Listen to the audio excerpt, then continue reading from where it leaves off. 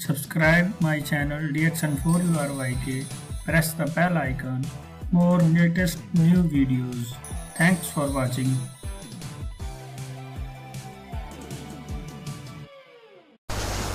Ganoderma जो है लोगों की जिंदगी बदल रही है। कबीर ने बोला गैनोडर्मा लोगों की जिंदगी बदल रही है and it is true, very much true. आने वाले टाइम में बिस्तर पे पड़ जाऊंगा, but I was not worried. जिसका कोई हल ही नहीं है उसके बारे में चिंता क्यों करनी? वाई वरी अबाउट दैट जिसका सोल्यूशन नहीं है। उस मीटिंग में जब इस गैनोडर्मा के बारे में इंफॉर्मेशन दी गई, आई टुक इंटरेस्ट। इसके बारे में बहुत पढ़ा, बिना जानकारी हासिल किए हुए मैंने ये can you give me those capsules?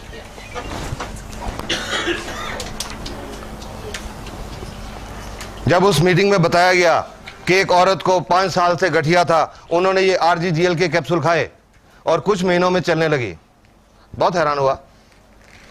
ये सुन के बहुत हैरान हुआ, but I think I did a wise thing that day कि इस बात को रिजेक्ट नहीं किया। नॉर्मली क्या देखते हैं एलोपैथिक लोग, कुछ आज इतना एक्सपीरियंस हो गया उसके बावजूद एलोपैथिक डॉक्टर्स हर्बल में विश्वास नहीं करते। बट मैंने शायद यही एक वाइज डिसीजन लिया कि मैंने उस इंफॉर्मेशन को रिजेक्ट नहीं किया। ये नहीं कि ब्लाइंडली एक्सेप्ट कर लिया। वो स्पीकर जो उस मीटिंग में बोल रहे थे, उनको मैंने यही कहा कि मेरे को कुछ पढ़ने के लिए दीजिए, लिटरेचर दीजिए, गिव मी इंफॉर्मेशन। और उन्होंने बहुत इंफॉर्मेशन दी। कुछ दिन पढ़ता रहा, वेबसाइट, बुक्स, लिटरेचर्स, और 6-7 दिन 8 दिन सब स्टडी करने के बाद मेरे को यह नहीं समझ आई कि इससे गठिया कैसे ठीक होगा। यह नहीं समझ आया। लेकिन एक बात समझ आ गई, पूरी तसल्ली कर ली एक बात पे, कि अगर मैं ये RGGL के कैप्सूल खाना शुरू करूं, ये मेरे को कोई नुकसान नहीं करेंगे। बस सिर्फ ये चीज समझ आई कि इसका कोई साइड इफेक्ट नहीं होगा। Will talk the question later on. सिर्फ ये बात पे तसल्ली की कि इससे कोई साइड इफेक्ट नहीं होगा, कोई नुकसान नहीं होगा। ये सोच के 14 जनवरी 2002 जो DXN का सिस्टम है, कंपनी के साथ रजिस्ट्रेशन होती है, फॉर्म भरना पड़ता है, मैंने भी अपना फॉर्म भरा और ये कैप्सूल RGGL खाने शुरू किए। भगवान का नाम लिया सबसे पहले और इस पे विश्वास किया। फेथ कहते हैं, विश्वास बहुत जरूरी होता है। बहुत लोग कहते हैं फलां डॉक्टर, उस डॉक्टर पे हमको इतना विश्वास है वो मिट्टी की पुड़ी भी देगा तो ठीक हो जाएंगे। विश्वास, इस पे विश्वास किया। और तीसरा, I gave a message to my mind कि मुझे अपाहिज नहीं होना, मुझे ठीक होना है। क्योंकि ये भी मैंने कहीं से सुना था, सीखा था कि अगर इंसान का जिंदगी के प्रति पॉजिटिव एटीट्यूड हो तो 30% प्रॉब्लम उसी से ठीक हो जाती है। और ये एक साइंटिफिक फैक्ट है। जब पॉजिटिव एटीट्यूड होता है, पॉजिटिव थॉट्स होती हैं, हमारे दिमाग में कुछ केमिकल्स रिलीज होते हैं, वो हमारे इम्यून सिस्टम को स्टिमुलेट करते हैं। तो ये 3 काम करके ये कैप्सूल खाने शुरू किए। एंड आई वॉज सरप्राइज्ड कि जब कुछ हफ्तों में, जस्ट ए फ्यू वीक्स, ये मेरे जॉइंट्स काम करने लगे, नॉर्मल चलने लगा। फिर मुझे लगा कि वाकई ये लोगों की जिंदगी बदलती है। उसके बाद इसके बारे में लोगों से बात करनी शुरू की, क्योंकि लगा इसमें बहुत सारे लोगों की प्रॉब्लम का हल हो सकते हैं। क्योंकि 30 साल की एलोपैथिक प्रैक्टिस में तो यही लगा था कि अगर डायबिटीज है तो सारी उम्र टीके लगते रहेंगे या गोलियां खाते रहेंगे, उससे शुगर का लेवल तो ठीक रहेगा, पर आने वाले टाइम में गुर्दे फेल हो जाएंगे, आने वाले टाइम में आंखें खराब हो जाएंगी, आने वाले टाइम में पैर में नाड़ियों में कोई प्रॉब्लम होगी, किसी के पैर कट भी जाएंगे।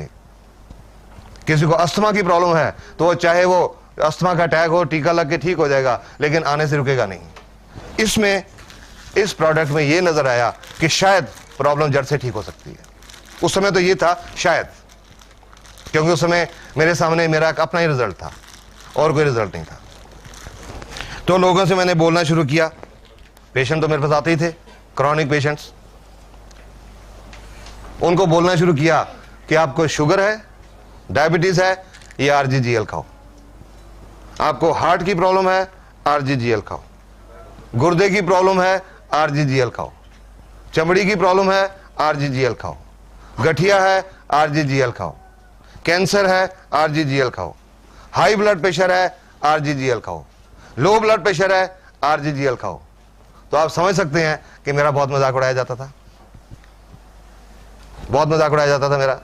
बहुत लोग ताने देते थे मेरे को, और कई तो मेरे दोस्त डॉक्टर्स, उन्होंने तो मेरे को ये भी कह दिया कि यार पुराना हम सुनते हैं आदमी सठिया जाता है, पर अभी तो तुम्हारी वो उम्र हुई नहीं, ये कैसी बहकी बहकी बातें करने लग गए कि एक ही प्रोडक्ट सब कुछ ठीक कर सकती है, एक ही दवाई सब कुछ ठीक कर सकती है। तो मैं उनको यही बात बोलता था कि आपके समझने में यही कमी है कि ये दवाई है, ये दवाई नहीं है।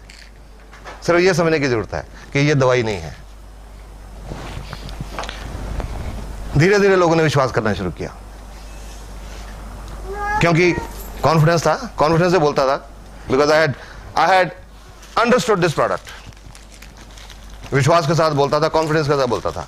धीरे धीरे लोगों ने विश्वास करना शुरू किया, इस्तेमाल करना शुरू किया, लोगों की प्रॉब्लम ठीक होने लगी। उन्होंने और आगे लोगों को बोलना शुरू किया, वो ठीक होते गए, और इस तरह करते करते ये लगभग 3.25 का सफल गुजर गया। और इन 3.25 सालों में जो सेटिस्फेक्शन मिली है, प्रोफेशनल सेटिस्फेक्शन, वो पहले 30 साल में नहीं मिली थी। I am saying this with confidence. अभी जस्ट अबाउट 1.5 months बैक, 1.5 महीना पहले, हरियाणा में एक जगह है असंध, वहां से एक पेशेंट आया मेरे पास, लगभग 41-42 साल का आदमी। उनको क्या प्रॉब्लम थी?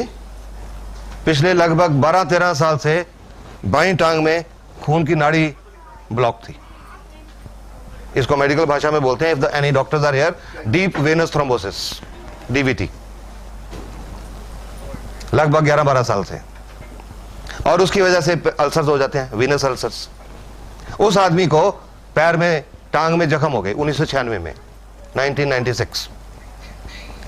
टांग के एक तो लोअर लेग फ्रंट में एक जख्म हुआ, और टखने के अंदर की साइड में, बाहर की साइड पे 3 जख्म हो गए। पहले लोकल उसके आसपास के छोटे मोटे डॉक्टरों की ट्रीटमेंट चलती रही, फिर डिस्ट्रिक्ट हॉस्पिटल में गए, रोहतक मेडिकल कॉलेज में गए, ऑल इंडिया इंस्टीट्यूट दिल्ली में आए, PGI चंडीगढ़ में गए। 9 साल तक उन अल्सर्स का ट्रीटमेंट होता रहा, पर वो अल्सर बढ़ता चला गया। और अभी जनवरी में 2 महीने पहले उनको बोला गया था एम्पुटेशन करनी पड़ेगी, टांग काटनी पड़ेगी, और वो कटवाने को तैयार हो गए कि 9 साल से तो देख रहे हैं कोई हल नहीं हो रहा। एम्पुटेशन के लिए तैयार हो गए। फरवरी में उनकी एम्पुटेशन होनी थी। उनके एक रिश्तेदार हैं, पटियाला में रहते, एक डॉक्टर हैं, वो भी मेडिकल ऑफिसर है पंजाब में, मेरे को जानते हैं, दोस्त हैं। उन्होंने उनको बोला कि टांग कटवाने से पहले एक बार आप पटियाला आ जाओ, जस्ट कम वंस। वो मेरे पास आए 1.5 महीना पहले, और जब उनकी जो पट्टियां बंधी हुई थी, जो पट्टियां खोली, जो टांग के नीचे जख्म था लगभग 3-3.5 इंच का, उसमें हड्डी नजर आ रही थी, कोई टिश्यू नहीं था। Tibia was clearly visible, no tissue, बिल्कुल मांस नहीं था उसमें। और टखने की अंदर की साइड में, बाहर की साइड में नर्व्स एंड टेंडन्स और विजिबल, नाड़ियां नजर आ रही थी, कोई टिश्यू नहीं था। जब पट्टी खोली तो वो मेरे से पूछने लगे, वो डॉक्टर, हाँ जी इसका क्या हो सकता है? आई टोल्ड हिम, 1 मिनट रुको। मैं घर गया, पहले जाके अपना कैमरा उठा के लाया, फोटो ली उनकी। वो डॉक्टर साहब नाराज हो गए कि मैं तो आपको मरीज देखने के लाया हूं और आप अपनी फोटोग्राफी शुरू कर दी, क्योंकि उनको पता था कि फोटोग्राफी मेरी हॉबी है। कि आपने फोटोग्राफी शुरू कर दी? मैंने कहा नहीं, ये बात नहीं है, ये बात ये है कि हम कॉन्फिडेंट ये ठीक हो जाएगा, और जब ये ठीक हो जाएगा, चमड़ी बिल्कुल नॉर्मल आ जाएगी, और लोगों को बताएंगे ऐसी हालत थी, लोग विश्वास नहीं करेंगे, इसलिए फोटो ली। और उसके बाद उनकी ड्रेसिंग की, ये RG का कैप्सूल, ये खोल के इसके 5-6 कैप्सूल, उसके ऊपर पाउडर डाला जख्मों के ऊपर, और उनको खाने के लिए, दोनों कैप्सूल खाने के लिए भी बताया, और उनको बोला कि मेरे को 15 दिन के बाद आके दिखा के जाइएगा, ये रोज इस तरह से ड्रेसिंग करिए, इसके साथ ड्रेसिंग करिए रोज। 15 दिन के बाद वो आए, उनका तीनों जख्मों में टिश्यू लगभग 25% ग्रो हो गया था इन 15 डेज। फिर से ड्रेसिंग की, और उनको बोला इसके साथ ड्रेसिंग जारी रखो, no antibiotics, I stopped all antibiotics. Only एक सेप्टेलिन टैबलेट होती है ना हिमालय ड्रग कंपनी की, सिर्फ वो दी, सब एंटीबायोटिक सारे बंद करी। He had been taking so many strong antibiotics, वो सब बंद करवा दिए। फिर 15 दिन के बाद बुलाया, आए, और उस 15 दिन के बाद यानी कि 1 महीने में उनका जख्म ग्रेनुलेशन टिश्यू पूरी तरह भर चुका था, कंप्लीटली, तीनों जख्म कंप्लीटली भर चुका था, और तीनों में साइडों में स्किन ग्रो होनी शुरू हो गई थी। उस दिन वो जो डॉक्टर उनको लेके आए थे, he was very much surprise, क्योंकि उनको अभी गैनोडर्मा के बारे में नहीं पता था, अभी रिसेंटली जुड़े हैं। और डॉक्टर साहब, इतना हेल्दी ग्रेनुलेशन टिश्यू एलोपैथी के 30 साल में नहीं देखा, जो इतना हेल्दी ग्रेनुलेशन टिश्यू था वो। फिर उनको 15 दिन के बाद बुलाया, और अभी पिछले हफ्ते दिखा के गए हैं, तीनों जख्मों में नियरली 20% स्किन भी कवर हो चुकी है, और उनकी टांग में आज सेंसेशन भी वापस आने लगी, एंड ब्लड का फ्लो भी शुरू हो चुका। ऐसा 30 साल में नहीं देखा था। और उस दिन आदमी रो पड़ा कि सर लगता है अब मेरी टांग बच जाएगी। उसकी भी जिंदगी बदल गई इसकी वजह से। लोगों की जिंदगी बदलती है, इसकी वजह से बदलती है। 5-6 दिन पहले एक आदमी आया मेरे पास, लुधियाना के पास है, गांव से, कोई 1.25 महीने पहले फोन पे बात हुई थी मेरे से, उनको डायबिटीज थी। डोज पूछी, एक डीएक्शन के साथ जुड़ा हुआ था आदमी था, क्या डोज देनी है जी, मैंने डोज बता दी। 5-6 दिन पहले वो आदमी, बुजुर्ग आदमी है, अराउंड 62-63 साल के, वो आए, जेब से फोटो निकाली, सर मेरी फोटो देखिए। मैंने सोचा, मैंने कहा मैं तो पेशेंट दिखता हूं, मैं फोटो नहीं देखता। नहीं सर ये फोटो देखिए। देखी फोटो, मैंने कहा क्या है इसमें? आप कहते मेरी तरफ देखिए। मैंने चेहरा देखा, फिर से मेरी नजर फोटो पे गई एकदम से। क्या कारण था? उस फोटो में, वो 3 महीने पुरानी फोटो थी, उस फोटो में उनकी एक बाईं आंख बंद थी, और अब वो बाईं आंख खुली हुई थी।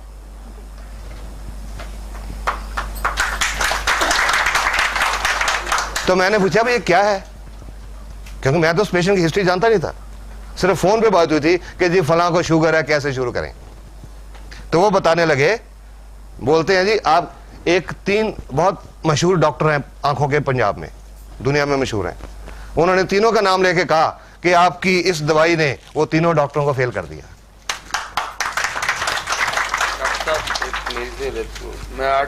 कि आज से 8 साल पहले एक्सीडेंट हुआ था, और एक्सीडेंट में ये आंख की नर्व डैमेज हो गई, रोशनी भी आंख की बहुत कम हो गई, सिर्फ 20% रह गई, और ये पलक ये गिर गई, उठती नहीं थी। तो सब आंखों के डॉक्टर ने बोला कि ये नाड़ी आपकी डेड हो गई है, ये नहीं ठीक हो सकती सारी उम्र।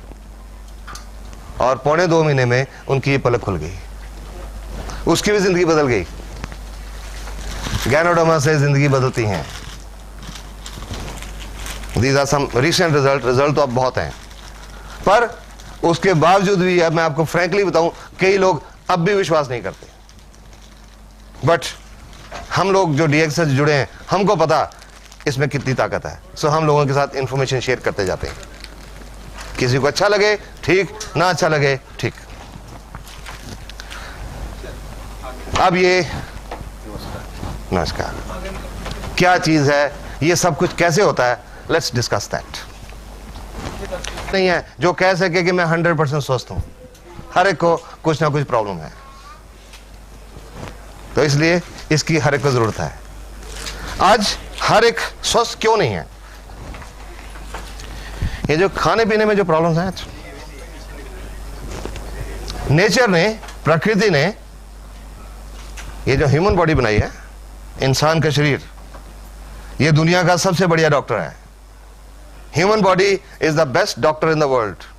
दुनिया का सबसे बढ़िया डॉक्टर है ये इंसान का शरीर, क्योंकि नेचर ने इस शरीर के अंदर एक बहुत अद्भुत ताकत रखी हुई है। Natural defence system, immune system, बीमारियों से लड़ने की अंदर की ताकत, रोग प्रतिरोधक शक्ति।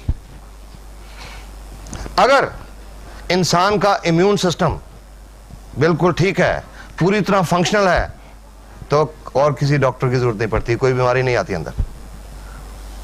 इतनी ताकत प्रकृति ने दी हुई है, इंसान का शरीर, इम्यून सिस्टम सब बीमारियों से निपट सकता है।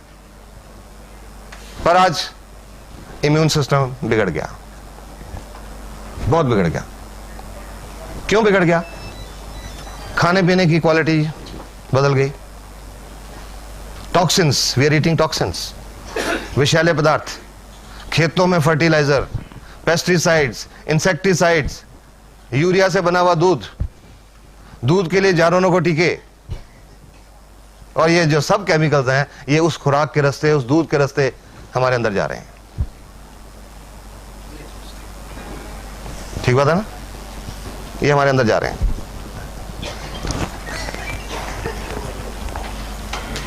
मुझे याद है 5-6 महीने पहले पंजाब में एक जगह पे ऐसी मीटिंग चल रही थी, और उस मीटिंग में एक पंजाब किसान यूनियन के एक प्रधान है, प्रेसिडेंट, वो बैठे हुए थे। अभी मीटिंग शुरू होने में 2-4 मिनट थे, तो वो मेरे साथ बैठे थे। मैंने उनके साथ थोड़ी डिस्कशन करनी शुरू कर दी। मैंने कहा जी आप बुजुर्ग हैं, आप सियासत में भी हैं, पॉलिटिक्स में भी हैं, बहुत आपकी जानकारी बहुत होगी, आप क्या मेरे को बता सकते हैं कि आज बहुत बीमारियां बहुत बढ़ रही हैं, वो क्यों बढ़ रही हैं? और वो पंजाब किसान यूनियन के प्रेसिडेंट वो बोलते हैं जी ये जो खेतों में हम जहर डाल रहे हैं, फर्टिलाइजर्स, खादें। तो मैंने कहा आपको इस बात का पता है? कहते हैं हाँ जी पता है। तो मैंने कहा आप तो प्रेसिडेंट हो पंजाब किसान यूनियन के, तो इसके बारे में आप कुछ स्टेप्स क्यों नहीं लेते? और जी मैंने बात की थी, मैंने फलान चीफ मिनिस्टर से बात की थी, फलान चीफ मिनिस्टर से बात की थी, वो सुनते ही नहीं। ये फर्टिलाइजर बनाने की नई नई फैक्ट्रियां लगाते जाते हैं। तो मैंने उनको बोला कि वो फैक्ट्रियां इसलिए लगाते हैं क्योंकि किसान उनको मांग रहा है। जब किसान कहेगा हमने खेतों में ये जहर यूज नहीं करना, तो वो फैक्ट्रियां कहां से लगेंगी? अपने आप बंद हो जाएंगी, बिकॉज डिमांड आ रही है, उससे पैदावार ज्यादा होती है, पैसा ज्यादा आता है, पर अल्टीमेटली वो जो जमीन है उसकी उपजाऊ शक्ति भी खत्म हो जाती है और सेहत तो खराब होती है, उसके बावजूद यूज हो रहे हैं। सॉफ्ट ड्रिंक्स के बारे में आप सब लोगों ने सुना होगा, 1-1.5 साल पहले बहुत रिपोर्ट्स आई थी सॉफ्ट ड्रिंक्स में कितने इंसेक्टिसाइड और कितने पेस्टिसाइड पाए गए। मेरे पास एक रिपोर्ट है, pesticides in soft drinks, hard facts. ये एक मेडिकल जर्नल की रिपोर्ट है, मेडिकल जर्नल, पंजाब का एक मेडिकल जर्नल है, current medical journal, north zone, अगस्त 2003। ये डॉक्टर्स की एक रिसर्च रिपोर्ट है। सॉफ्ट ड्रिंक से देखा गया है कि सॉफ्ट ड्रिंक्स इंसान के शरीर को एक तरीके से नहीं कई तरीकों से हानि पहुंचाते हैं। हमारे शरीर में एक लेवल होता है पीएच लेवल, नॉर्मल होता है 7 पीएच पे हमारा बॉडी ठीक से काम करता है। जब 7 से कम होता है तो एसिडिक होता है, तेजाबी बन जाता है, और 7 से ज्यादा होता है तो अल्कलाइन हो जाता है, क्षारीय है। एवरेज पीएच जो सॉफ्ट ड्रिंक्स की है वो 3.4 है, 3.4। ये इतनी स्ट्रॉन्ग एसिडिटी है कि इससे हड्डियां और दांत इसमें घुल जाते हैं, वो स्ट्रॉन्ग एसिडिटी इतनी स्ट्रॉन्ग है। सॉफ्ट ड्रिंक्स में कोई न्यूट्रिशनल वैल्यू नहीं होती, कोई विटामिन नहीं होते, कोई मिनरल्स नहीं होते, और फिर उसमें जो हम लोग पीते हैं सॉफ्ट ड्रिंक्स को, शेल्फ से उठा के तो पीते नहीं, सबसे ठंडा। जब बाजार से खरीदने भी जाते हैं कि वो जो फ्रीजर में सबसे ठंडा पड़ा हुआ वो देना, ठंडा मतलब कोका कोला वो देना। और इतने कम तापमान पे, some temperature something like 0 degree Celsius के करीब जब हम सॉफ्ट ड्रिंक्स पीते हैं तो उससे हमारे पेट के अंदर जो एंजाइम है वो काम करना छोड़ जाते हैं, डाइजेस्टिव एंजाइम्स काम करना छोड़ जाते हैं, खाना हजम नहीं होता, खाना सड़ने लगता है, फर्मेंटेशन होने लगती है। जब फर्मेंटेशन होने लगती है तो उससे कई बदबूदार गैसेस बनती हैं और कई तरह के टॉक्सिन बनते हैं, विषैले पदार्थ, और वो टॉक्सिन्स हमारे अंतड़ियों में एब्जॉर्ब हो जाते हैं, पूरे खून के रास्ते पूरे शरीर में दौरा करते हैं और अलग अलग अंगों में जाके डिपॉजिट हो जाते हैं, और उससे अलग अलग अंगों की बीमारियां होती हैं। तो ये रिपोर्ट कहती है कि जस्ट इमेजिन एक बच्चे की सॉफ्ट इंटेस्टाइन के ऊपर ये कितना नुकसान पहुंचाते होंगे। जो इसमें इंसेक्टिसाइड और पेस्टिसाइड पाए गए, डीडीटी, लिंडेन, क्लोरोपाइरिफॉस, मेलेथियोन, वो क्या नुकसान पहुंचाते हैं? DDT and it's metabolites nervous system को खराब करता है, नाड़ियों को खराब करता है, और प्रोबेबली शायद कैंसर पैदा करता है, प्रोबेबली कार्सिनोजन। लिंडेन, ये एक नाड़ियों का पॉइजन है, लिंडेन, और बच्चे पैदा करने की ताकत को खराब करता है।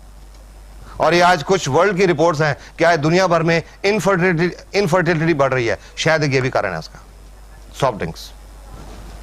और लिंडेन से कैंसर होता है, it is a non carcinogen, ये कैंसर पैदा करता है। क्लोरोपाइरिफॉस, इट कॉजेज निमोनिया, और मसल पैरालिसिस, मांसपेशियों का लकवा, और अगर सांस की मांसपेशियों का लकवा हो जाए तो डेथ भी हो सकती है, रेस्पिरेटरी फेलियर। मेलाथियोन, ये नर्वस सिस्टम को खराब करता है और इसकी हाई एक्सपोजर से रेस्पिरेटरी पैरालिसिस और डेथ हो सकती है। ऑस्ट्रेलिया के डॉक्टर हैं डॉक्टर रॉस वॉकर, एक कार्डियोलॉजिस्ट हैं, हार्ट स्पेशलिस्ट हैं। उन्होंने लगभग 12 साल सॉफ्ट ड्रिंक्स के ऊपर रिसर्च की कि उसका हमारे शरीर की सेल्स के ऊपर क्या असर हो रहा है। और उनकी 12 साल की रिसर्च की रिपोर्ट थी कि एक प्रॉब्लम होती है, बीमारी होती है जिसको बोलते हैं ऑस्टियोपोरोसिस, हड्डियां खोखली हो जाती हैं, हड्डियों में से कैल्शियम निकल जाता है, हड्डियां खोखली हो जाती हैं। तो उनकी रिपोर्ट के मुताबिक ये जो ऑस्टियोपोरोसिस है नॉर्मली ये औरतों में होती है 50-55 साल की उम्र के बाद, जब उनमें हार्मोनल चेंजेस आते हैं। पर डॉक्टर रॉस वॉकर की रिपोर्ट के मुताबिक आज ये ऑस्टियोपोरोसिस 20, 25, 30 साल की औरतों को ही नहीं, आदमियों को भी हो रहा है। और उनकी रिपोर्ट एक और चीज कहती है कि जो बच्चे रेगुलर तौर पे सॉफ्ट ड्रिंक्स पीते हैं उनका हड्डियां टूटने का रेट 7 गुना ज्यादा बढ़ जाता है उन बच्चों से जो नहीं पीते। और लास्ट में ये डॉक्टर की रिपोर्ट क्या कहती है, उसके बावजूद आजकल सॉफ्ट ड्रिंक तो चल रहे हैं। क्यों चल रहे हैं? क्योंकि टीवी के ऊपर ये प्यास है बड़ी, ये दिल मांगे मोर। और लास्ट में ये डॉक्टर्स की रिपोर्ट कहती है you should drink colas only if your दिल मांगे मोर पेस्टिसाइड्स। ये डॉक्टर्स की रिपोर्ट है, एक मेडिकल जर्नल की report. Number 2004, soft drinks could lead to hard times. Times of India की रिपोर्ट है, पर यह रिपोर्ट टाइम्स ऑफ इंडिया की नहीं है, यह एक अमेरिका के जर्नल की रिपोर्ट है। Washington, a new study published in the American Journal of Preventive Health has found that the consumption of sweetened beverages like soft drinks and fruit drinks, ये जो डब्बों में fruit drinks भी आते हैं वो भी, has grown to such an alarming rate that it has become one of the causes of obesity and diabetes. आज दुनिया की 20% पॉपुलेशन डायबिटीज के मरीज है, ये रिपोर्ट यही कह रही है। What is even more dangerous, according to the researchers, is the fact that soft drinks could become a serious health hazard. पर ये सब कुछ पता होने के बावजूद अखबारों की रिपोर्ट, टीवी पे बहुत आया, क्या लोगों ने सॉफ्ट ड्रिंक पीने छोड़ दिए? हाँ, फर्क पड़ा क्योंकि उन्होंने कीमत 10 रुपए से 6 रुपए कर दी। उन्होंने इसीलिए कर दी कि कई लोग पीना ना बंद कर दें, तो लोगों ने अरे अब तो सस्ता हो गया, पी सकते हैं। We are harming ourselves, हम खुद अपने आप को नुकसान पहुंचा रहे हैं। Sunday Tribune Chandigarh 20 June 2004, parrots die after consuming jamun. जामुन खा के बहुत सारे तोते मर गए। जामुन में क्या प्रकृति ने कोई जहर डाला हुआ है कि वो खाने से तोते मर गए? ये मर गए इंसान के लालच की वजह से। ये पंजाब में एक जगह फरीदकोट है, वहां की एक रिपोर्ट है। वहां पे एक जो जामुन का जो फार्म था, जहां पेड़ थे, जिन लोगों के पास उसका ठेका था वो इंतजार नहीं कर सके, क्योंकि जो प्रकृति ने चीज बनाया कि फल लगेगा, फल पकेगा, उसके बाद उतार के बाजार में पहुंचेगा। पर उसके ठेकेदार वेट नहीं कर सके कि कब फल पकेगा, कब उतारेंगे, कब बाजार जाएगा, कब पैसा आएगा। उन्होंने क्या किया, उन जामुनों के ऊपर कुछ केमिकल स्प्रे कर दिए, केमिकल्स, जल्दी पक जाए, जल्दी पैसा आ जाए। पर फॉर्चुनेटली वो मार्केट तक पहुंचने से पहले बहुत सारे तोतों ने खा लिए और वो तोते मर गए। इंसान को एक लेसन सिखा के गए कि क्या कर रहे हो आप अपनी सेहत के साथ। We tested your lunch, 10 markets, 3 cities. Mumbai is the worst. Indian Express 13 October 2003, the poisoning of Mumbai. Delhi का बताता हूँ। इसमें ऐसा होता है, लेड एक हैवी मेटल होता है। आजकल जो हम फास्ट फूड जो खाने खाते हैं उनमें लेड की मात्रा जो है उसके बारे में बताते हैं। Delhi 2 to 16 times above European standards. Mercury Delhi में नहीं है, दिल्ली की खुराक में मरकरी इस डेट तक नहीं पाया गया था, बॉम्बे पुणे में है। और बैक्टीरिया, कीटाणु, दिल्ली में 3,10,000 से लेकर अनकाउंटेबल इतने किस्म के कीटाणु खुराक में पाए गए, जो लोग रोज खाना खा रहे हैं उसमें पाए गए। और ये जो सब चीजें हमारे अंदर जा रही हैं ये बीमारियां पैदा कर रही हैं। हवा में जो आज प्रदूषण की मात्रा है उससे कितने टॉक्सिन हमारे अंदर जा रहे हैं। आज की हवा में जो पोल्यूशन है उसमें नियरली 8,000 किस्म के केमिकल्स हैं हवा में, जो सांस के रास्ते हमारे अंदर जा रहे हैं। और ये जो सब केमिकल खाने के रास्ते, पानी के रास्ते, हवा के रास्ते हमारे अंदर जा रहे हैं, तो हमारे शरीर में सेल्स होती हैं। सेल्स हर कोई समझता है, कोशिकाएं। जो हमारा शरीर है अरबों खरबों सेल का बना हुआ है। इंसान का जीवन जब शुरू होता है मां के गर्भ में 2 सेल से शुरू होता है, एक आदमी की सेल, एक औरत की सेल। वो दोनों सेल इकट्ठी होती हैं, एक सिंगल सेल बनती है जिसको बोलते हैं जाइगोट। वो सिंगल सेल डिवाइड होती है, 2 बनती हैं। 2 का विभाजन होता है 4 बनती हैं। 4 का विभाजन होता है 8, फिर 16, 32, 64, 128, 256 सेल्स डिवाइड होती रहती हैं। और जब बच्चा 9 महीने और 7 दिन के बाद पैदा होता है तो उसके शरीर में अरबों खरबों सेल्स होती हैं। ये जो इंसान का शरीर है एक सेल्स की कलेक्शन है, कोशिकाओं की एक कलेक्शन है। और हर सेल अपने आप में एक कंप्लीट फैक्ट्री है। उसके अंदर बिजली का करंट जनरेट होता है और केमिकल जनरेट होते हैं। कंप्लीट फैक्ट्री है। हमारे शरीर में अरबों खरबों फैक्ट्रीज चल रही हैं और वो अरबों खरबों फैक्ट्रीज आपस में तालमेल में काम कर रही हैं। इंसान जो फैक्ट्री बनाता है उनका पड़ोस की फैक्ट्री से हमेशा झगड़ा रहता है। और ये जो प्रकृति ने ये जो फैक्ट्री बनाई है इसका जवाब कोई नहीं है। I'll just give you one example। मैं इससे क्या what I mean by this। इंसान कोई फैक्ट्री लगाता है, हर फैक्ट्री में पंप हाउसेज होते हैं, पंप लगे होते हैं। और एक उदाहरण लेता हूं, एक फैक्ट्री में 8 पंप हैं। एक टाइम पे 4 पंप चलाए जाते हैं, बाकी 4 को रेस्ट दिया जाता है। ये पंप 3 घंटे चला के इनको बंद करके ये दूसरे पंप चलाए जाते हैं। 3 घंटे ये चला के इनको बंद कर देते हैं, ये चलाए जाते हैं, क्योंकि वो इससे ज्यादा काम नहीं कर सकते 3 घंटे से ज्यादा। नेचर ने, प्रकृति ने हमारे शरीर में भी एक पंप लगाया हुआ है, दिल, हार्ट। गर्भ के 5वें महीने में ये पंप एक्शन शुरू करता है, धड़कना शुरू करता है। बच्चे का जन्म होता है, पंप धड़कता है, हार्ट धड़कता है। एवरेज 1 मिनट में 72 दफा।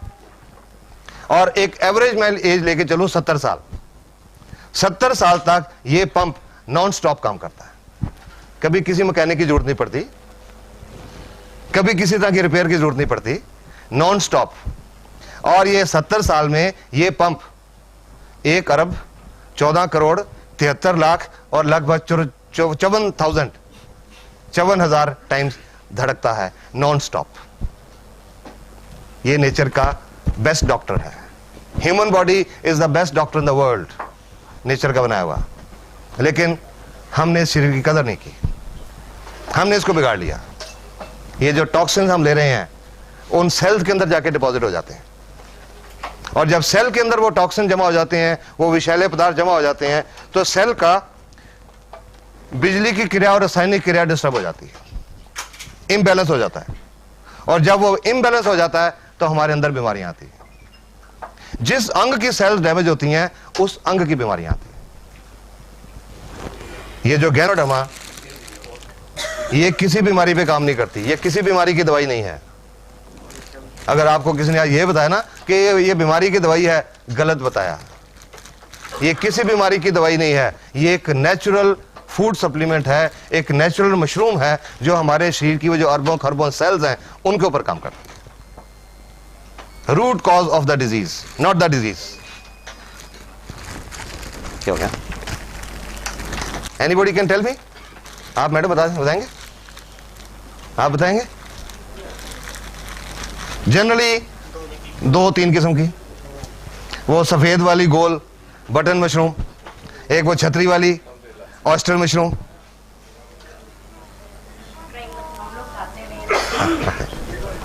आज से 3.25 साल पहले मैं यही जानता था कि खुम्बी 2 किस्म की होती हैं, पर उस मीटिंग में जाके पता लगा कि खुम्बी दुनिया में 38,000 किस्म की होती हैं।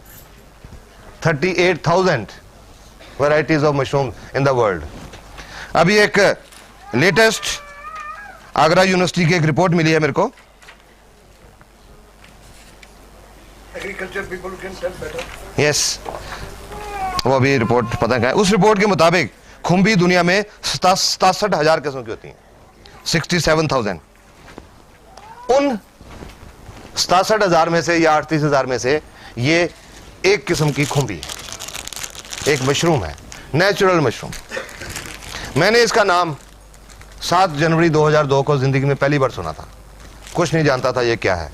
आज इसके बारे में बहुत कुछ जान गया, लेकिन इसकी हिस्ट्री नहीं चलता। गैनोडर्मा चीन में इस्तेमाल हो रही है। चीन के वैद्य हकीम ट्रेडिशनल चाइनीज मेडिसिन, TCM बोलते हैं इसको, ट्रेडिशनल चाइनीज मेडिसिन में इसको 5000 साल से इस्तेमाल किया जा रहा है और लगभग हर बीमारी के उनके पास रिजल्ट है। एक आदमी हुआ चीन में जिसका नाम है शेननोंग।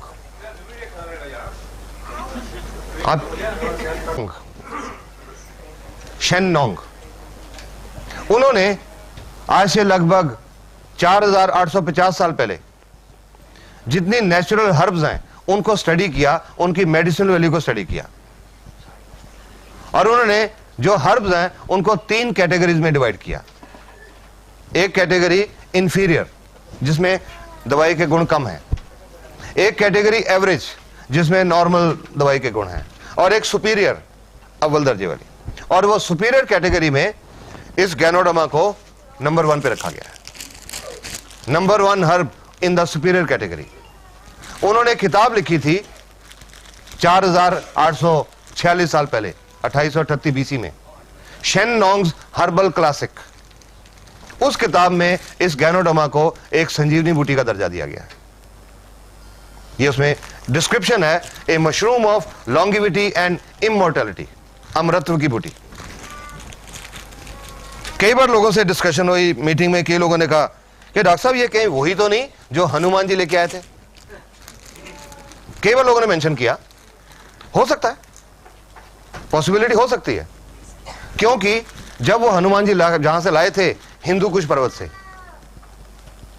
और हिंदू कुश पर्वत जो एरिया है, तिब्बत का एरिया, वहां ये पाई जाती है। हो सकता है यही हो, बट इसका कोई प्रूफ या रिकॉर्ड नहीं है। Could be this.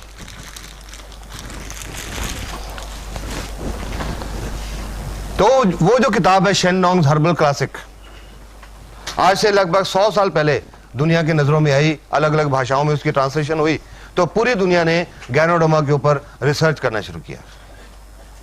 और पिछले 30-32 साल से पूरी दुनिया में बहुत सारे medical school, medical universities, medical research institute इसके ऊपर बहुत रिसर्च कर चुके हैं और इसके गुणों को पहचान चुके हैं। गैनोडर्मा में अब तक जो रिसर्च हुई है, 200 से ज्यादा एक्टिव एलिमेंट्स ढूंढे जा चुके हैं, पाए जा चुके हैं। अब ये इंसान तक कैसे पहुंची? नेचर में ये बहुत दुर्लभ जाति की मशरूम है, बहुत दुर्लभ, बहुत घने जंगलों में पाई जाती है। दुनिया के सिर्फ 3-4 countries, China, Japan, Korea, little bit Malaysia, little bit south American countries, वहां पाई जाती है।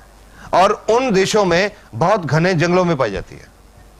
उन घने जंगलों में टूटे हुए और सूखे हुए पेड़ों के ऊपर पाई जाती है, हर पेड़ के ऊपर नहीं। 2 किस्म के पेड़ होते हैं, प्लम सराटा, प्लम ग्यूरकस, उन 2 पेड़ों के ऊपर पाई जाती है। और ये जो 2 किस्म के पेड़ हैं, प्लम सराटा ग्यूरकस, हर पेड़ के ऊपर नहीं उगते। अगर 10,000 पेड़ ढूंढे जाएं तो गैनोडर्मा उनमें शायद 2 या 3 के ऊपर मिलती है। और इसमें एक और खासियत होती है, जब ये गैनोडर्मा खुम्बी 90 दिन की होती है, इसमें दवाई वाले गुण तब आते हैं, उससे पहले नहीं होते। जब 100 दिन की होती है, पूरी मैच्योर होती है, दवाई वाले गुण इसमें पूरे भरपूर होते हैं। उसके बाद ये सूखनी शुरू हो जाती है और इसमें दवाई के गुण खत्म हो जाते हैं। तो इन कारणों की वजह से नेचर में इसको ढूंढ पाना बहुत मुश्किल है। अभी पिछले 2-3 साल में मैंने बहुत सारे चाइनीज लिटरेचर पढ़े गैनोडर्मा के कारण। तो उन कई लिटरेचर में पढ़ा मैंने कि पुराने जमानों में लोग जंगलों में भटकते थे इस गैनोडर्मा को ढूंढने के लिए, क्योंकि उनको लोगों का मानना था कि जिस घर में ये गैनोडर्मा होगी उस घर में किसी तरह की कोई प्रॉब्लम नहीं आ सकती, ना हेल्थ की प्रॉब्लम ना वेल्थ की प्रॉब्लम, ये लोगों का मानना था। इसको लोग इसमें एक स्पिरिचुअल पावर मानते हैं, आम आदमी तक नहीं पहुंच सकती। पर ये एक आदमी हुए, ये फोटो देख रहे हैं, doctor Lim Sojan, I will show you here. Lim Sojan ये चाइनीज मलेशियन है, मलेशिया में रहने वाले हैं, एक खानदानी वैद्यों के परिवार से संबंध रखते हैं। बचपन से इनको कुछ खुंबी में दिलचस्पी हो गई। जब ये बड़े हुए तो इनके घर वालों ने कहा कि ये वैदगिरी में नहीं पढ़ने वाले, इनका इंटरेस्ट नहीं है। इनको इंजीनियरिंग कॉलेज में डाल दिया इंडिया में, खड़गपुर, IIT खड़गपुर। वहां से इन्होंने सिविल इंजीनियरिंग की डिग्री की और सिविल इंजीनियरिंग की डिग्री करके जब मलेशिया वापस गए तो इन्होंने भी वो शेन नोंग वाली किताब पढ़ी। मशरूम में उनको इंटरेस्ट था बचपन से। जब उन्होंने गैनोडर्मा के बारे में इतना कुछ पढ़ा तो उन्होंने अपनी जिंदगी का ये मकसद बना लिया और गैनोडर्मा के ऊपर रिसर्च करनी शुरू की। उनकी रिसर्च का विषय था गैनोडर्मा और उसका इंसान के स्वास्थ्य के ऊपर असर। 10.5 साल तक डॉक्टर लिम सोजिन रिसर्च करते रहे और 10.5 साल की रिसर्च के बाद वो डॉक्टर बने। उनको PhD की डिग्री मिली, PhD इन होलिस्टिक मेडिसिन 1997 में PhD इन होलिस्टिक मेडिसिन। फर्दर रिसर्च करते रहे। 2002 में DSc, doctorate of science, DSc in holistic medicine. और अब पिछले 3-4 साल में डॉक्टर लिम को बहुत इंटरनेशनल अवार्ड मिल चुके हैं। 2001 में मिला था मैन ऑफ द मिलेनियम, इस युग का आदमी, कि उन्होंने ये जो गैनोडर्मा को इंसान तक पहुंचाया। डॉक्टर लिम ने क्या किया, ये मलेशिया में ये कंपनी एस्टेब्लिश की, DXN 1993 में। ये कंपनी एस्टेब्लिश करके वहां पर इन्होंने गैनोडर्मा की कल्टीवेशन, खेती करनी शुरू की। Purely organic cultivation, no fertiliser, no chemicals, no insecticides, organic cultivation, खेती करनी शुरू की। और जब 100 दिन की हो गई तो इसको काट लिया। ये DXN की एक 100 दिन की ये मैच्योर मशरूम है, कंप्लीट मशरूम, ये एक्चुअल मशरूम है। काट लिया, काट के इसका फ्रूट हिस्सा अलग कर लिया, जड़ का हिस्सा अलग कर लिया। इसके अंदर पानी होता है बहुत, इसका पानी सुखाने की उन्होंने एक स्पेशल टेक्निक निकाली, फ्रीज ड्राइंग। आज दुनिया में, क्योंकि गैनोडर्मा के ऊपर बहुत रिसर्च हो चुकी, दुनिया में बहुत सारी कंपनी आज गैनोडर्मा उगा रही हैं, लेकिन जो असर DXN की गैनोडर्मा का हो रहा है किसी और का नहीं हो रहा। उसका कारण है जो डॉक्टर लिम की इसको सुखाने की टेक्निक है, फ्रीज ड्राइंग टेक्निक। सुखा लिया, सुखा के ये जो उसका ऊपर का ब्राउन हिस्सा है, ये धागेदार रेशेदार हिस्सा है, फाइब्रस पोर्शन, इसमें मेडिसिनल वैल्यू कम है, इसको निकाल दिया जाता है, सेपरेट कर दिया जाता है। सेपरेट करके ये जो अंदर का पल्प, जो गुदा बच गया, उसको एक माइक्रो पाउडर बना लिया जाता है। इसको अलग से, जड़ वाले हिस्से को अलग से, माइसीलियम अलग से, एक माइक्रो पाउडर बना के इनको कैप्सूल में भर दिया जाता है। ये फ्रूट बॉडी से जो कैप्सूल बना, ये जो ऊपर की फ्रूट बॉडी है, इससे जो कैप्सूल बना, इसका नाम है RG या रेशी गैनोडर्मा। इसमें इस फ्रूट बॉडी का पाउडर है। और इसकी जो जड़ से पाउडर बना, गैनोसिलियम, नीले कैप वाली गैनोसिलियम या GL। RG फ्रूट बॉडी का पाउडर, GL जड़ का पाउडर। इन दोनों कैप्सूल्स में गैनोडर्मा के पाउडर के अलावा और कुछ नहीं है, इसमें कुछ नहीं डाला जाता, सिर्फ इसका वो फाइब्रस पोर्शन निकाला जाता है, इसके अंदर और कुछ नहीं डालते। RG एंड GL दोनों एक ही मशरूम के हिस्से हैं, फ्रूट एंड रूट। तो अलग अलग क्यों रखा गया? दोनों को पीस के एक ही कैप्सूल में क्यों नहीं डाल दिया गया? उसके कुछ कारण हैं जो रिसर्च में पता लगे। एक तो मैंने ये RG बताया कि जो पुराने घाव होते हैं उनके ऊपर ये कैप्सूल खोल के इसका पाउडर डाला जाता है। किसी को डायबिटिक गैंग्रीन है, शुगर हो गई, पैर में चोट लग गई, जख्म नहीं ठीक हुआ, गैंग्रीन हो गई, वैसे जख्मों के ऊपर ये पाउडर डाला जाता है। और ये जो जीएल है, इसमें एक चीज होती है ऑर्गेनिक जर्मेनियम। किसी को ब्रेन डिजेनरेशन है, नाड़ियों की डिजेनरेशन है, या स्मरण शक्ति कमजोर है, उसके लिए यह ज्यादा यूज किया जाता है। आरजी एंड जीएल अलग अलग यूजेस होने की वजह से अलग अलग कैप्सूल रखे गए, लेकिन जनरली दोनों को मिला के इकट्ठा ही खाया जाता है। चल नहीं होता रहने तो मैं मार्कर यूज कर लेता हूं। इकट्ठा ही खाया जाता है। इसको बोलते हैं, एक आरजी और एक जीएल मिला के हम बोलते हैं एक जोड़ा, 1 पेयर। जो हम लोगों को इसको खाने का तरीका बताते हैं कि आपने 1 पेयर खाना है या 2 पेयर खाने हैं या 4 खाने हैं, वी टेल इन पेयर्स। अब एक ही चीज, एक ही मशरूम जो दवाई नहीं है, सारी बीमारियां कैसे ठीक कर सकती है? This is an important thing. आ जाएगा थोड़ा आगे, थोड़ा सा आगे। हाँ चल।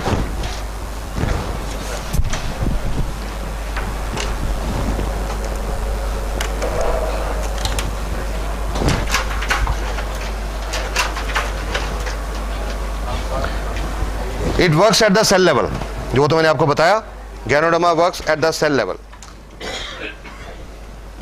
इट इज नॉट डिजीज और ऑर्गन स्पेसिफिक, किसी बीमारी या किसी अंग के लिए स्पेसिफिक नहीं है। हाँ थोड़ी जगह दीजिए मेरे को।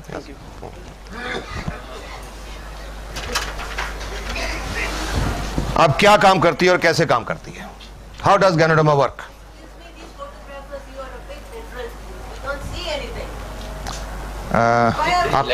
आप ऐसा करो, इसका पाउडर रिलीज होता है, वो पाउडर खून में मिक्स होता है और खून के द्वारा पूरे बॉडी में सर्कुलेट करता है, घूमता है। और खून जो हमारा है, हमारे शरीर की जो अरबों खरबों सेल हैं, एक एक सेल तक खून पहुंचता है, क्योंकि सेल को खुराक मिलती है खून से, सेल को ऑक्सीजन मिलती है खून से, तो वो खून एक एक सेल तक पहुंचता है। उस खून में गैनोडर्मा भी मिली हुई है, गैनोडर्मा भी एक एक सेल तक पहुंचती है और वो सेल के अंदर जाके गैनोडर्मा अपना काम करना शुरू करती है। 5 स्टेप्स हैं इसके काम करने के। सबसे पहला इसका असर शुरू होता है स्कैनिंग। ये शरीर में जाके ढूंढना शुरू करती है, स्कैनिंग करने शुरू करती है बॉडी की। आपने स्कैनिंग के बारे में जानते होंगे। किसी का पेट दुखता है, डॉक्टर साहब के पास जाते हैं कि डॉक्टर साहब पेट दर्द होता है, डॉक्टर साहब दवाई लिख के देते हैं 5 दिन खाओ। मरीज ने 5 दिन दवाई खाई, वापस आ गया कि डॉक्टर साहब दर्द ठीक नहीं हुआ। डॉक्टर साहब ने दोबारा चेक करके और एक और दवाई लिख दी, 5 दिन ये खाओ। फिर 5 दिन के बाद मरीज वापस आ गया कि डॉक्टर साहब दर्द तो ठीक नहीं हुआ। तो डॉक्टर साहब कहते हैं भाई आपकी बीमारी समझ नहीं आ रही, ऐसा करो स्कैन करा के लाओ, अल्ट्रासाउंड स्कैन, पेट का अल्ट्रासाउंड करा के लाओ, हम ढूंढें कि बीमारी क्या है। कोई मरीज बेहोश हो जाता है, अस्पताल में डॉक्टर के पास लेके जाते हैं, डॉक्टर साहब को बीमारी समझ नहीं आती, तो मरीज के रिश्तेदार को क्या बोलते हैं? स्कैन, सीटी स्कैन, दिमाग का स्कैन करा के लाओ, हम ढूंढें बीमारी क्या है। स्कैन का मतलब ढूंढना। गैनोडर्मा ये शुरू करती है, हमारे शरीर में जाके डॉक्टर का काम करना शुरू करती है, ढूंढना शुरू करती है क्या? वो सेल्स जो डैमेज्ड हैं। क्यों डैमेज्ड हैं? उनके अंदर हम जो टॉक्सिन खा पी रहे हैं वो जमा हो गए और उसकी वजह से उनका जो बिजली और रासायनिक क्रिया डिस्टर्ब होगी। उन सेल्स को गैनोडर्मा ढूंढना शुरू करती है। 1 दिन से लेकर 30 दिन तक इसका रेंज है काम करने का, स्कैनिंग का। ज्यादा सेल्स खराब होंगी, ज्यादा दिन लगेंगे, कम सेल डैमेज होगी, जल्दी स्कैनिंग हो जाएगी। 1 दिन से लेकर 30 दिन तक। आप 2 दिन लगे या 4 दिन लगे या 10 या 15 या 20, गैनोडर्मा ने ढूंढ लिया ये सेल खराब है, ये खराब है, ये खराब है, ये खराब है, ये खराब है, ये खराब है। गैनोडर्मा ने सारी सेल ढूंढ ली, आइडेंटिफाई कर ली। अब गैनोडर्मा को नहीं पता कि वो सेल लिवर की है या फेफड़े की है या दिल की है या गुर्दे की है या दिमाग की है या चमड़ी की है या आंख की या नाक की, किस ऑर्गन की सेल है ये गैनोडर्मा को नहीं पता। गैनोडर्मा ने तो सिर्फ वो सेल्स ढूंढी हैं जो खराब है और फिर उन सेल के ऊपर गैनोडर्मा काम करना शुरू करती है, उनकी सफाई, क्लींसिंग। ये लाइट बंद कर दे, पीछे स्विच होगा। हाँ, उन सेल की सफाई या डिटॉक्सिफिकेशन, उन सेल के अंदर जो टॉक्सिन्स हैं, जो विषैले पदार्थ हैं, उनको सेल से बाहर निकालना शुरू करती है, कोशिकाओं में से बाहर निकालना शुरू करती है, और कोशिकाओं में से बाहर निकाल के हमारे शरीर से बाहर निकालना शुरू करती है। शरीर से बाहर कैसे निकालती है? जो प्राकृतिक रास्ते हैं निकलने के, पेशाब के रास्ते या पसीने के रास्ते या बलगम के रास्ते या नाक के नजले के रास्ते या आंख में आंसुओं के रास्ते या उल्टी के रास्ते या दस्त के रास्ते या कोई चमड़ी पे फोड़े फुंसी होने के रास्ते, जो नेचुरल रास्ते हैं, उन रास्तों से ये टॉक्सिन शरीर से बाहर निकलना शुरू करते हैं। डिटॉक्सिफिकेशन का पीरियड है 1 सप्ताह से लेकर 30 सप्ताह तक, 1 week to 30 weeks. This is understandable कि जितना कचरा अंदर ज्यादा इकट्ठा हुआ होगा, सफाई करने में उतना ज्यादा टाइम लगेगा। हम घरों में भी तो देखते हैं, घर की रोज सफाई करते हैं तो आधे पौने घंटे में पूरा घर साफ हो जाता है, पर अगर 1 साल घर बंद करके कहीं घूमने चले जाएं और 1 साल के बाद आए तो आधे पौने घंटे में सफाई नहीं होती, 15-20 दिन लग जाते हैं, क्योंकि कचरा ज्यादा इकट्ठा हो गया 1 साल का। सिमिलरली हमारे शरीर में जितना कचरा ज्यादा इकट्ठा हुआ है, जितने टॉक्सिन ज्यादा हैं, टॉक्सिन लोड जितना बॉडी पे ज्यादा है, उतना ज्यादा टाइम लगेगा। इस दौरान जब डिटॉक्सिफिकेशन चल रही है, शरीर के अंदर कुछ चेंजेस आते हैं, कुछ तब्दीलियां आती हैं। ये एक बहुत इंपॉर्टेंट चीज है समझने की, अंडरस्टैंड इट वेरी वेल। नहीं तो जो लोग ये समझते नहीं, गैनोडर्मा खाना शुरू करते हैं, 15 दिन के बाद छोड़ देते हैं। अरे मेरे को तो रिएक्शन हो गया, मैंने तो छोड़ दी। हुआ था, मैंने 1 महीना खाई, मेरे को तो रिएक्शन हो गया, मैंने तो छोड़ दी। ये बहुत जरूरी बात समझने की है। गैनोडर्मा का कोई रिएक्शन नहीं होता, इसका कोई साइड इफेक्ट नहीं है, कोई नुकसानदायक इफेक्ट नहीं है, no harmful effect. I can say that with confidence today. But, thank you. But during detoxification, जब सेल की सफाई चल रही है तो शरीर में कुछ सिम्टम्स आते हैं, कुछ लक्षण आते हैं, उनको हम बोलते हैं एलमेंट रिफ्लेक्शन। Element reflection.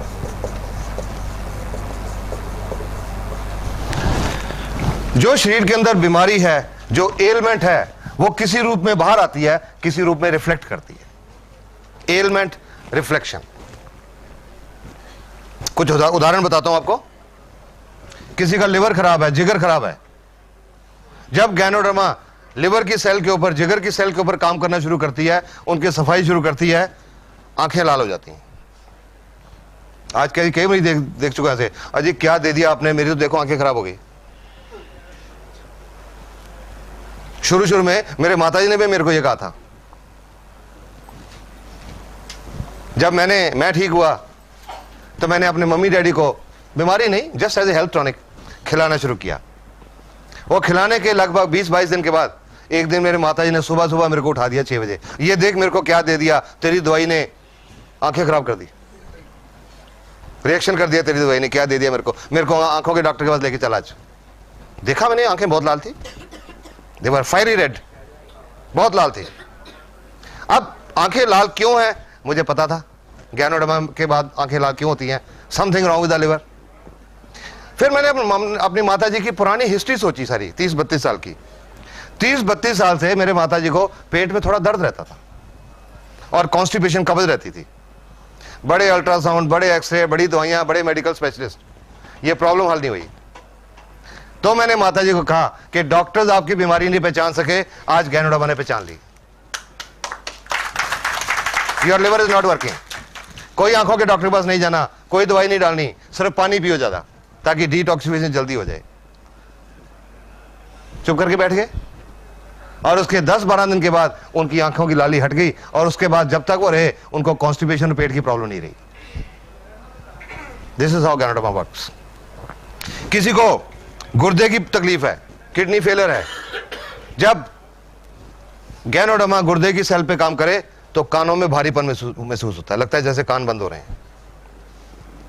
किसी को अधरंग, पैरालिसिस या लकवा है, जब गैनोडर्मा नाड़ियों की सेल के ऊपर, नर्व सेल के ऊपर काम करे तो वो लक्के वाली जगह पे दर्द होनी शुरू हो जाती है। किसी को दमा की प्रॉब्लम है, जब गैनोडर्मा फेफड़े की सेल को साफ करती है, उस मरीज को कुछ उल्टियां आती हैं और कुछ दिन के लिए बलगम निकलती है। किसी को दिल की बीमारी है, हार्ट की आर्टरीज ब्लॉक्ड हैं, नाड़ियां बंद हैं, जब गैनोडर्मा उनको साफ करना शुरू करती है, चेहरे के ऊपर सेक निकलता महसूस होता है, गर्मी महसूस होती है, कईयों का चेहरा लाल भी हो जाता है। किसी का ब्लड प्रेशर ज्यादा रहता है, हाई ब्लड प्रेशर, उनको सिर के पिछले हिस्से में ऊपर दर्द होता है। जिनका ब्लड प्रेशर कम रहता है, उनका सिर के पिछले हिस्से नीचे दर्द होता है। जिनको सर्वाइकल स्पॉन्डिलोसिस की प्रॉब्लम है, उनको चक्कर महसूस होते हैं। जिनको माइग्रेन, आधा सिर दुखता है, उनका दर्द थोड़ा सा ज्यादा होता है। जिनको जोड़ों का दर्द है, गठिया है, दर्द थोड़ा ज्यादा होता है। जिनको बवासीर की प्रॉब्लम है, उनको खून आता है मोशन के साथ। जिनको शुगर की प्रॉब्लम है, शुगर का लेवल थोड़ा सा बढ़ता है, नथिंग टू वरी, थोड़ा सा बढ़ता है, ज्यादा नहीं। और अगर शुगर वालों के किसी के अंदर के ऑर्गन भी डैमेज है, किडनी फेलर है, आंखों की प्रॉब्लम है या कुछ और है, उनके ये कलाई के ऊपर, रिस्ट के ऊपर या टखने, एंकल के ऊपर सूजन भी आती है। All these are positive science. ये सब पॉजिटिव साइन है। इसका मतलब है गैनोडर्मा ने बीमारी पहचान ली और काम करना शुरू कर दिया। लगभग महीना 1.5 महीना पहले मेरे को एक औरत का फोन आया। लगभग 4 महीने पहले उनकी कुछ प्रॉब्लम थी जो अल्ट्रासाउंड में भी शो हो रही थी। गुर्दे में एक 36 mm की एक रसौली थी, सिस्ट, एक गुर्दे में। उनकी ओवरी, अंडकोश, उसमें एक 3 सेंटीमीटर की एक सिस्ट थी। और उनके यूट्रस में, बच्चादानी में, एक 8 mm का फाइब्रॉइड था, रसौली। उन्होंने उसके लिए गैनोडर्मा की ट्रीटमेंट शुरू की। और ये शुरू करने के लगभग 2-2.5 महीने के बाद एक दिन मेरे को उनका फोन आया, और डॉक्टर साहब आपकी दवाई ने तो गड़बड़ कर दी। मैं कह जी कौन सी दवाई? मैंने तो कोई दवाई दी नहीं आपको। वो जी वो जो आपके कैप्सूल हैं। मैं जी दवाई नहीं है, वो टॉनिक है। अच्छा जो भी है, उसने गड़बड़ कर दी। मैंने कहा क्या हुआ? जी कल मेरे को बहुत दस्त लगे शाम को, और आज सुबह खून भी आया साथ में। मैंने रात को भी नहीं खाई, सुबह भी नहीं खाई, खराब कर दिया इसने। मैंने तो उनको एक ही क्वेश्चन पूछा कि आपको कोई पुरानी बवासीर की शिकायत तो नहीं है? वो तो जी 10 साल से है। मैं कहा गैनोडर्मा वही दिखा रही है कि आपके अंदर वो भी है। इसके लिए कुछ नहीं करना, 1-2 दिन में ठीक हो जाएगा। उसके बाद फोन नहीं आया। उसके बाद लगभग 1 महीने के बाद वो औरत अपना फरवरी के महीने का अल्ट्रासाउंड करा के लाई। पहला सितंबर का था, फरवरी का अल्ट्रासाउंड।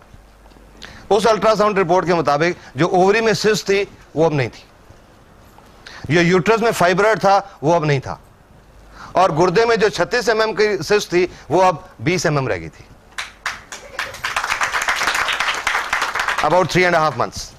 तो मैंने उनसे पूछा कि जी आपने उस दिन फोन करके मेरे को कहा था, आप घबरा गए थे, तो आपने उसके बाद मेरे को बताया नहीं। कहते जी आपने बताया था 1-2 दिन में बंद हो जाएगा, दूसरे दिन बंद हो गया, कुछ नहीं करने की जरूरत पड़ी। And now she is so happy.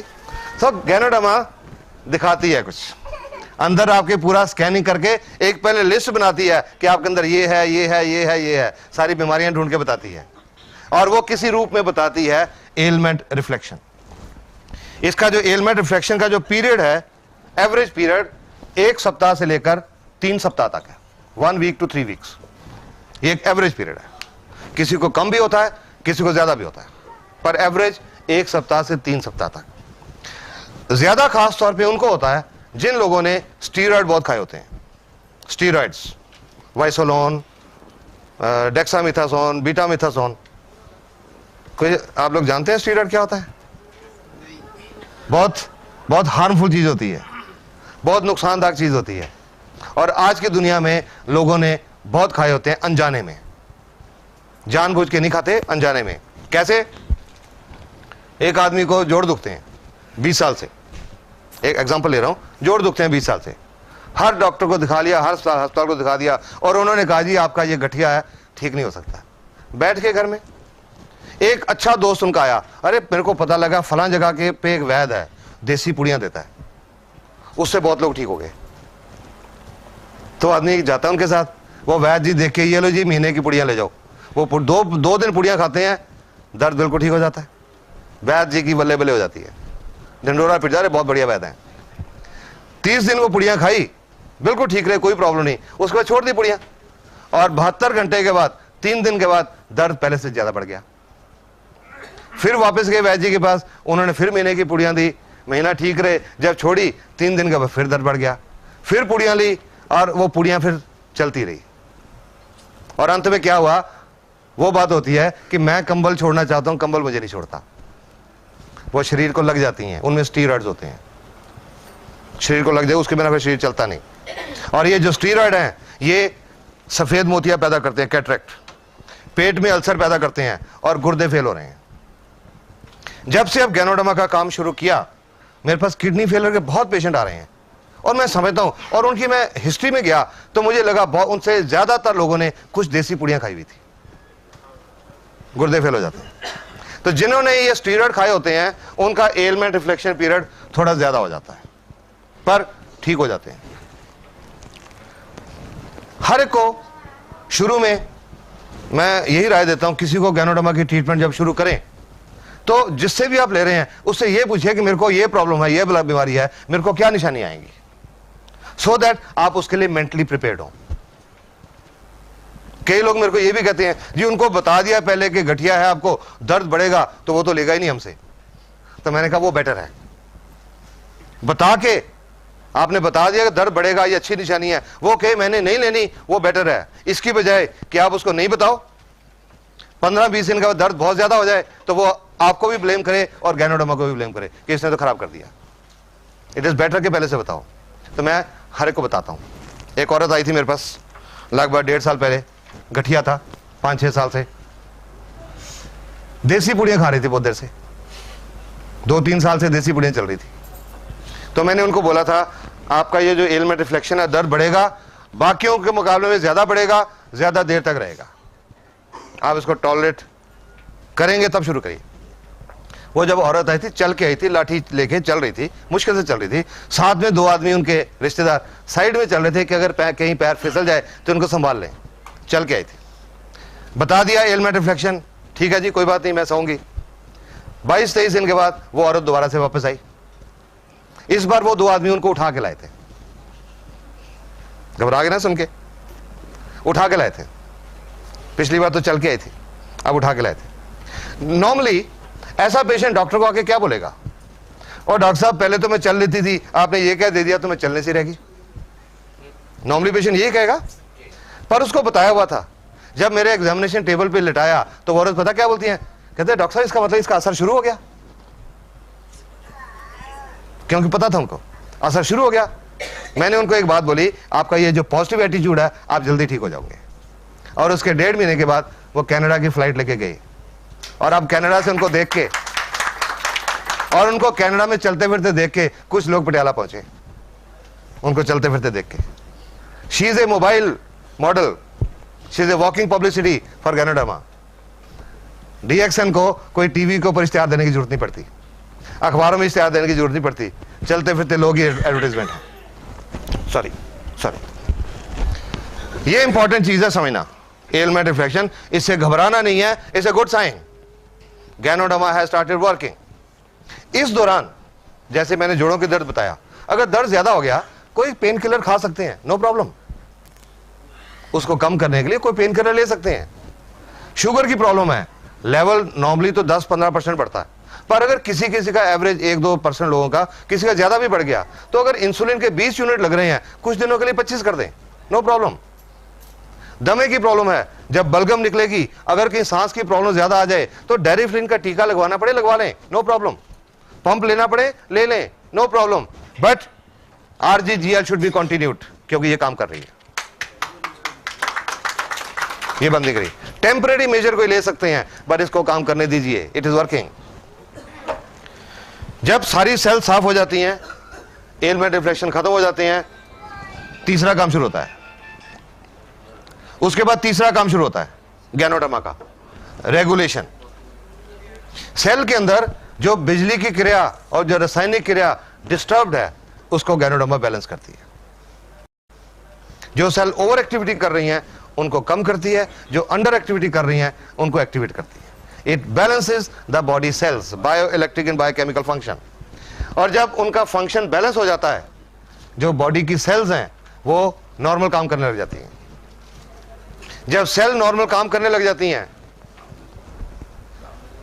Scanning होकर सेल ढूंढ ली गई, उसके अंदर जो टॉक्सिन्स है, हार्मफुल मटेरियल्स, केमिकल्स, वो साफ कर दिए गए। सेल की फंक्शनिंग बैलेंस हो गई, सेल नॉर्मल हो गई, नॉर्मल फंक्शन करना शुरू कर दिया। तो जिस ऑर्गन की वो सेल है, उस ऑर्गन की बीमारी ठीक होनी शुरू हो जाती है। चाहे वो लिवर की सेल है, चाहे वो दिल की सेल है, चाहे गुर्दे की है, चाहे पेट की है, चाहे आंख की है, चाहे चमड़ी की है, उस अंग की बीमारी ठीक होनी शुरू हो जाती है। चौथा काम शुरू होता है building phase, reconstruction of the damage cells. जब सेल ने नॉर्मल काम करना शुरू कर दिया तो सेल्फ रिपेयर स्टार्ट होती है, सेल अपने आप को रिपेयर करना शुरू करती है, रिकंस्ट्रक्शन। और उसके बाद रीजेनरेशन। जो सेल्स हमारे शरीर में सोई पड़ी हैं, सुस्त पड़ी हैं, not working up to the mark, उनको गैनोडर्मा एक्टिवेट करती है, रीजेनरेट करती है, पुनरुत्पत्ति करती है। और ये जब 5 प्रोसेस पूरी हो जाती हैं, 100% हमारे शरीर की सेल नॉर्मल हो जाती हैं, जो नेचुरल वे में काम करने लग जाती हैं। और जब 100% नॉर्मल हो जाती हैं, काम करने लग जाती हैं, तो हमारे शरीर का सोया हुआ डॉक्टर जाग पड़ता है। Immune system becomes functional, fully functional.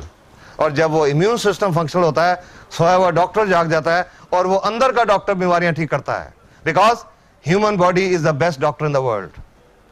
Ganoderma किसी बीमारी को ठीक नहीं करती, ये किसी बीमारी की दवाई नहीं है, ये तो हमारे अंदर के सोए हुए डॉक्टर को जगाने का एक टॉनिक है। It is a health tonic, not a medicine. हमारे शरीर के बिगड़े हुए सिस्टम को ठीक करती है, बीमारियां अपने आप ठीक हो जाती हैं। हर चीज का एक रेंज है। स्कैनिंग 1 दिन से लेकर 30 दिन तक, कितना टाइम लगेगा डिपेंड करेगा कितनी सेल खराब है। डिटॉक्सिफिकेशन 1 सप्ताह से 30 सप्ताह, टॉक्सिन लोड कितना बॉडी में, बैलेंस करने को 1 महीने से 12 महीने, डिपेंड करेगा बैलेंस कितना बिगड़ा हुआ है। रिकंस्ट्रक्शन 6 महीने से 24 महीने, पुनर्निर्माण 6 महीने से 24 महीने। I'll give you a layman's example, probably you will understand. बारिश आती है, जब कोई कच्ची दीवार है, दीवार गिर जाती है। अगर दीवार का सिर्फ 2 फुट का हिस्सा गिरा तो उसको दोबारा बनाने में शायद 2-3 घंटे लगेंगे। पर अगर बारिश ज्यादा, पूरी दीवार गिर गई, तो बनाने में ज्यादा टाइम लगेगा, पुनर्निर्माण ज्यादा टाइम लगेगा। 6 महीने से 24 महीने तक डिपेंड करता है रिकंस्ट्रक्शन कितनी करने की जरूरत है, पुनर्निर्माण कितना करने की जरूरत है। एंड रीजेनरेशन 1 साल से 3 साल तक कि हमारा सिस्टम शरीर का कितना बिगड़ा हुआ है, उसको बैलेंस करने में गैनोडर्मा को कितना टाइम लगेगा। किसी पेशेंट के लिए गैनोडर्मा की ट्रीटमेंट का कोई फिक्स पीरियड नहीं होता। हम किसी को यह नहीं बता सकते कि आपको दमा है, आपको 6 महीने लगेंगे, आपको हार्ट प्रॉब्लम है, आपको 8 महीने लगेंगे, आपको शुगर है, आपको साल लगेगा, किसी को नहीं बता सकते। हर एक बॉडी अलग अलग तरीके से काम करता है। एक दमे का मरीज 18 दिन में ठीक हो गया था, 22 साल से दमा था, 18 दिन में पूरा ठीक हो गया था, मैं हैरान हो गया देख के। और एक और दमे की पेशेंट आई थी मेरे पास, 4 साल से दमा था, उनको 7 महीने लगे थे। बॉडी कैसे रिस्पॉन्ड करता है, हर चीज के प्रति हमारे शरीर का रिस्पॉन्स क्या है, उस पर डिपेंड करेगा कि टाइम कितना लगता है। एवरेज जो पीरियड है ज्यादातर बीमारियों का, आप 3 साल का जो एक्सपीरियंस है, 6-7 हजार जो पेशेंट देख चुका हूं, मेरा जो एक्सपीरियंस है, ज्यादातर बीमारियों के लिए 6 महीने से 12 महीने का टाइम लगता है। ज्यादातर 60 to 70% 6 महीने से 12 महीने में ठीक हो जाती है। किसी को ज्यादा भी लगता है, किसी को कम भी लगता है। पेड़ होते हैं प्लम सराटा, प्लम ग्यूरकस एग्जांपल है। I will just tell you, ये डीएक्सन की मैगजीन आती है। हर आदमी जब डीएक्सन को ज्वाइन करता है, उसका फॉर्म भरा जाता है, एक उसको बैग मिलता है, बैग के अंदर एक फॉर्म होता है जिसको बोलते हैं testimonial form. DXN is so confident अपनी प्रोडक्ट के बारे में, इनको यकीन है ठीक हो जाएंगे, तो वो टेस्टिमोनियल फॉर्म है कि जब आप ठीक हो जाएं, आप ये फॉर्म भर के भेजिएगा कि आपका नाम क्या है, उम्र कितनी है, एड्रेस क्या है, आपको क्या तकलीफ थी, कब गैनोडर्मा खानी शुरू की, क्या डोज खाई, अब कैसे हैं। तो वो लोग अपने लेटर भेजते हैं, वो इस मैगजीन में पब्लिश होता है, वो रिपोर्ट यहां पब्लिश होती है। ये एक दुबई की रिपोर्ट है। ये औरत को 30 साल से शुगर की बीमारी थी, इंसुलिन के टीके लगते थे।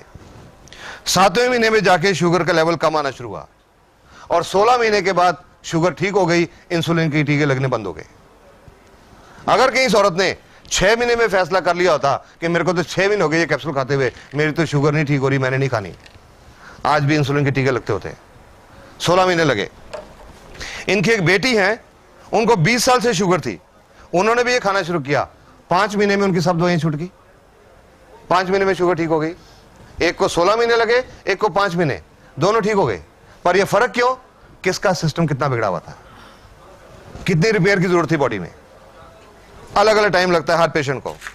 आज तो जब भी मेरे को कोई पेशेंट पूछता है कि जी मेरे को फला बीमारी है, मेरे को गैनोडर्मा कितनी देर खानी पड़ेगी, मेरा एक ही जवाब होता है, जब तक ठीक नहीं हो जाते। चाहे 4 महीने लगते हैं, चाहे 6 महीने लगते हैं, चाहे 2 साल लगते हैं, चाहे 4 साल लगते हैं। जब सिस्टम ठीक हो जाएगा, प्रॉब्लम ठीक हो जाएगी। Have it with confidence, but this I can tell you with confidence, Ganoderma works, it works wonderfully. बहुत कुछ देख चुका हूं, ऐसे लोगों को देख चुका हूं जिन्होंने जीने की उम्मीद छोड़ दी थी। जलंधर के पास एक गांव है,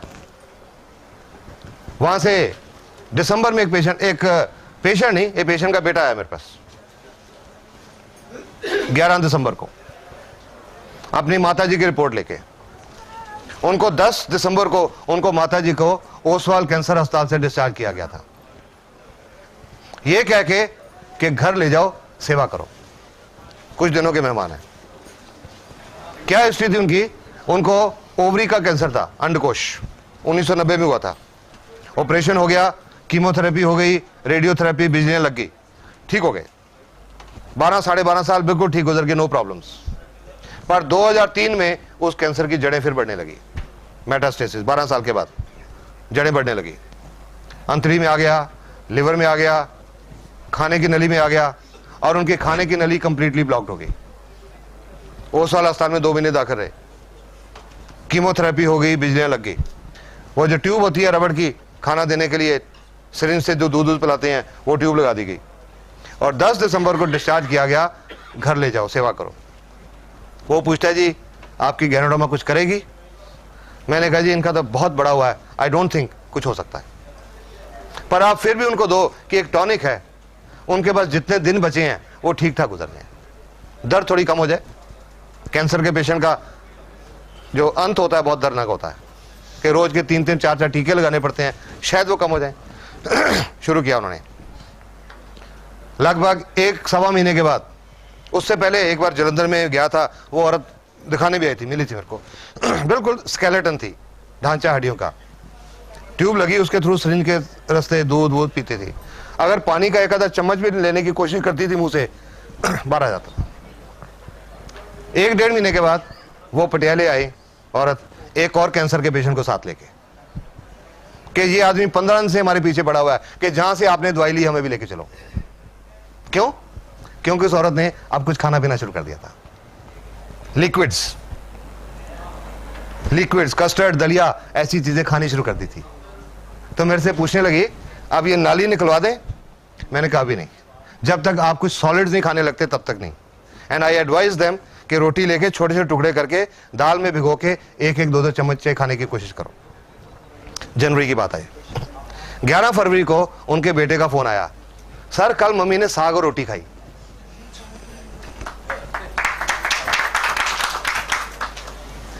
इंसिडेंटली मुझे 13 फरवरी को जलंधर जाना था एक शादी अटेंड करने। I felt so happy. मैंने उसको कहा अपने गांव का रास्ता बताओ, मैं तुम्हारे गांव में आना चाहता हूं। और उनके गांव में गया। उस औरत की एक सिस्टर कनाडा से आई थी लास्ट टाइम उनको मिलने के लिए। उनकी एक ननद न्यूयॉर्क से आई थी उनको लास्ट टाइम मिलने के लिए। और अब वो देख रहे हैं अब तो गुरपाल कौर शहर में घूम रही हैं। उन्होंने उस गुरुद्वारे में एक अखंड पाठ कराया। 27 फरवरी को बुलाया गया मेरे को, और जो रिस्पेक्ट मिली वो पहले 30 साल के मेडिकल करियर में नहीं मिली थी। Just because of this service की वजह से। वही आदमी हूं, वही डॉक्टर हूं जो आज से 3-3.25 साल पहले था, वही MBBS डॉक्टर। फर्क क्या है, आज ये गैनोडर्मा की साथ में जुड़ गई और इसको अच्छी तरह समझा, लोगों को बताया। वो मैंने सिर्फ वही किया और कुछ नहीं किया। किसी के घर में दरवाजा खटका के ये देने नहीं गया भाई तुमको शुगर है ये लो, तुमके गुर्दे फेल हैं ये लो, किसी को देने नहीं गया। इंफॉर्मेशन देता रहा, जिसको अच्छा लगा अपनाया, विश्वास किया अपनाया, और कई लोगों की जिंदगी बदलती चली गई। जलंधर में एक और आदमी है, उनको सितंबर 2002 में ओसवाल कैंसर अस्पताल ने बोला था 2-3 महीने के मेहमान, और आज 2.5 साल हो चुके हैं वो कैप्टन राजेंद्र सिंह एक हेल्दी लाइफ जी रहे हैं। No cancer now. Repeatedly Oswal अस्पताल उनको रिपोर्ट दे चुका है आपके अंदर कैंसर नहीं है, and he is living a healthy life. दिसंबर में राजीव गांधी कैंसर अस्पताल से एक पेशेंट को डिस्चार्ज किया गया, पटियाला में रहते हैं वो, ब्रेन ट्यूमर। वो आदमी सेमी कॉन्शियस था, मिडिल एज आदमी, अराउंड 60-62 साल, सेमी कॉन्शियस, बिस्तर पे पड़े हैं, कुछ खाना पीना नहीं, चम्मच से थोड़ा बहुत खिला दिया, जो पेशाब वगैरह सब बिस्तर के ऊपर, कोई होश नहीं। उनके बेटों को बताया भगवान का नाम लेके ट्राई करो, और आज वो आदमी सुबह शाम मंदिर जाते हैं। राजीव गांधी कैंसर अस्पताल बोला था कुछ दिनों के मेहमान हैं, अभी 3.5 महीने हो चुके हैं, वो मंदिर जाते हैं और घर के सारे काम करते हैं। This is what Ganoderma is doing. You got to understand it, you got to understand Ganoderma. जब ये सारा फेज पूरा हो जाएगा, बीमारियां अंदर अपने आप ठीक हो जाएंगी। You don't have to bother कि मेरे को फलानी बीमारी है, गैनोडर्मा को काम करने दो, ये ढूंढेगी सब कुछ जाके, इट विल क्लियर एवरीथिंग। ये जो मैं आपको एलमेंट रिफ्लेक्शन बता रहा था, लिवर की प्रॉब्लम है तो लाल आंखें होती हैं, गुर्दे की कोई प्रॉब्लम है तो ब्लॉक ईयर होते हैं, फेफड़े की कोई प्रॉब्लम है तो बलगम आती है या उल्टी आती है, कोई ब्लड सर्कुलेशन की कोई प्रॉब्लम है, ब्लड सर्कुलेशन की कोई प्रॉब्लम है तो थोड़ी नमनेस, जैसे टांगे सोई हुई महसूस होती हैं। अगर एलमेंट रिफ्लेक्शन अगर ज्यादा हो जाए, अगर तंग करे, डोज थोड़ी देर के लिए कम कर दें या उसके लिए कोई सिम्टोमेटिक ट्रीटमेंट ले लें, but continue ganoderma, let it do it's job. Ganoderma does not cure any disease directly, but it helps the body to handle it. Ganoderma is health specific and not disease or symptom specific. जब ganoderma की treatment शुरू करनी है किसी भी बीमारी के लिए, मरीज जो भी दवाइयां खा रहा है, चाहे एलोपैथिक, चाहे होम्योपैथिक, चाहे आयुर्वेदिक, वो शुरू में साथ में चलेंगी, वो एकदम से बंद नहीं करनी।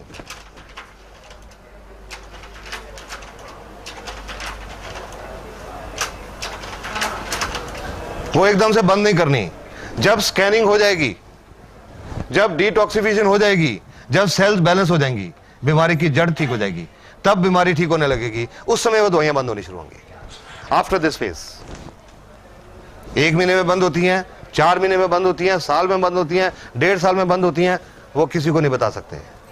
जब सिस्टम ठीक होगा तब बंद होगी, शुरू में वो साथ में चलेंगी। उन दवाइयों के साथ गैनोडर्मा की कोई इंटरेक्शन नहीं है, कोई प्रॉब्लम नहीं है, क्योंकि ये एक फूड सप्लीमेंट है, दवाई नहीं है।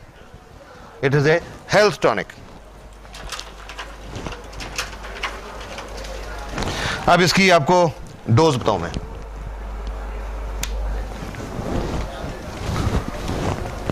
डोज तो जनरली दवाइयों की होती है, गैनो तो दवाई नहीं है तो इसकी डोज नहीं होती, बट फिर भी हम लोगों को डोज बताते हैं। क्यों? कि अगर किसी का इम्यून सिस्टम कम डिस्टर्ब्ड है तो कम डोज पे आराम आ जाएगा, अगर ज्यादा डिस्टर्ब्ड है, ज्यादा प्रॉब्लम है, तो ज्यादा टाइम लगेगा, ज्यादा डोज लेनी पड़ेगी और ज्यादा टाइम लगेगा। इम्यून सिस्टम कितना डिस्टर्ब्ड है इसको मेजर करने का कोई दुनिया में आज तक पैमाना नहीं बना। हमको नहीं पता कि किसका सिस्टम कितना डिस्टर्ब्ड है, सो हर एक को हम एक कम से कम डोज से स्टार्ट करते हैं। एक कैप्सूल आरजी और एक कैप्सूल जीएल, इन दोनों को मिला के बोलते हैं एक पेयर, 1 पेयर। एक कैप्सूल दोनों शीशियों में से, एक आरजी एक जीएल, एक पेयर। मॉर्निंग, आफ्टरनून, नाइट, सुबह दोपहर शाम। पहले हफ्ते एक पेयर सुबह के टाइम, दोपहर को नहीं, रात को नहीं, एक पेयर सुबह के टाइम, प्रेफरेबली खाना खाने से पहले, खाना खाने से आधा घंटा पौना घंटा पहले प्रेफरेबली। पर अगर किसी को पेट में गैस की प्रॉब्लम है, पेट में तेजाब बनता है, पेट में अल्सर है, दमा है या मिर्गी है, उन्होंने खाली पेट नहीं लेना, उन्होंने खाना खाने के इमीडिएटली बाद, एकदम बाद, पहले हफ्ते एक पेयर डेली रोजाना, दूसरे हफ्ते में एक पेयर सुबह, एक पेयर रात को। तीसरे हफ्ते में एक पेयर सुबह, एक दोपहर, एक रात को। चौथे हफ्ते में 2 पेयर सुबह, 2 रात को। पांचवें हफ्ते में 2 पेयर सुबह, 2 दोपहर, 2 रात को। इस तरह हफ्ते हफ्ते में एक एक या 2 पेयर बढ़ाते हैं। जब देखने वाले जहां तक देखते हैं अपने दिमाग का कैलकुलेटर यूज करना शुरू कर देते हैं। 5वें हफ्ते में जाके 6 पेयर खाने पड़ेंगे, 12 कैप्सूल खाने पड़ेंगे। घबरा जाते लोग ये सोच के। ये जरूरी नहीं है, ये जरूरी नहीं कि हर एक को 12 कैप्सूल खाने पड़ेंगे। ये तो सिर्फ डोज बढ़ाने का तरीका है।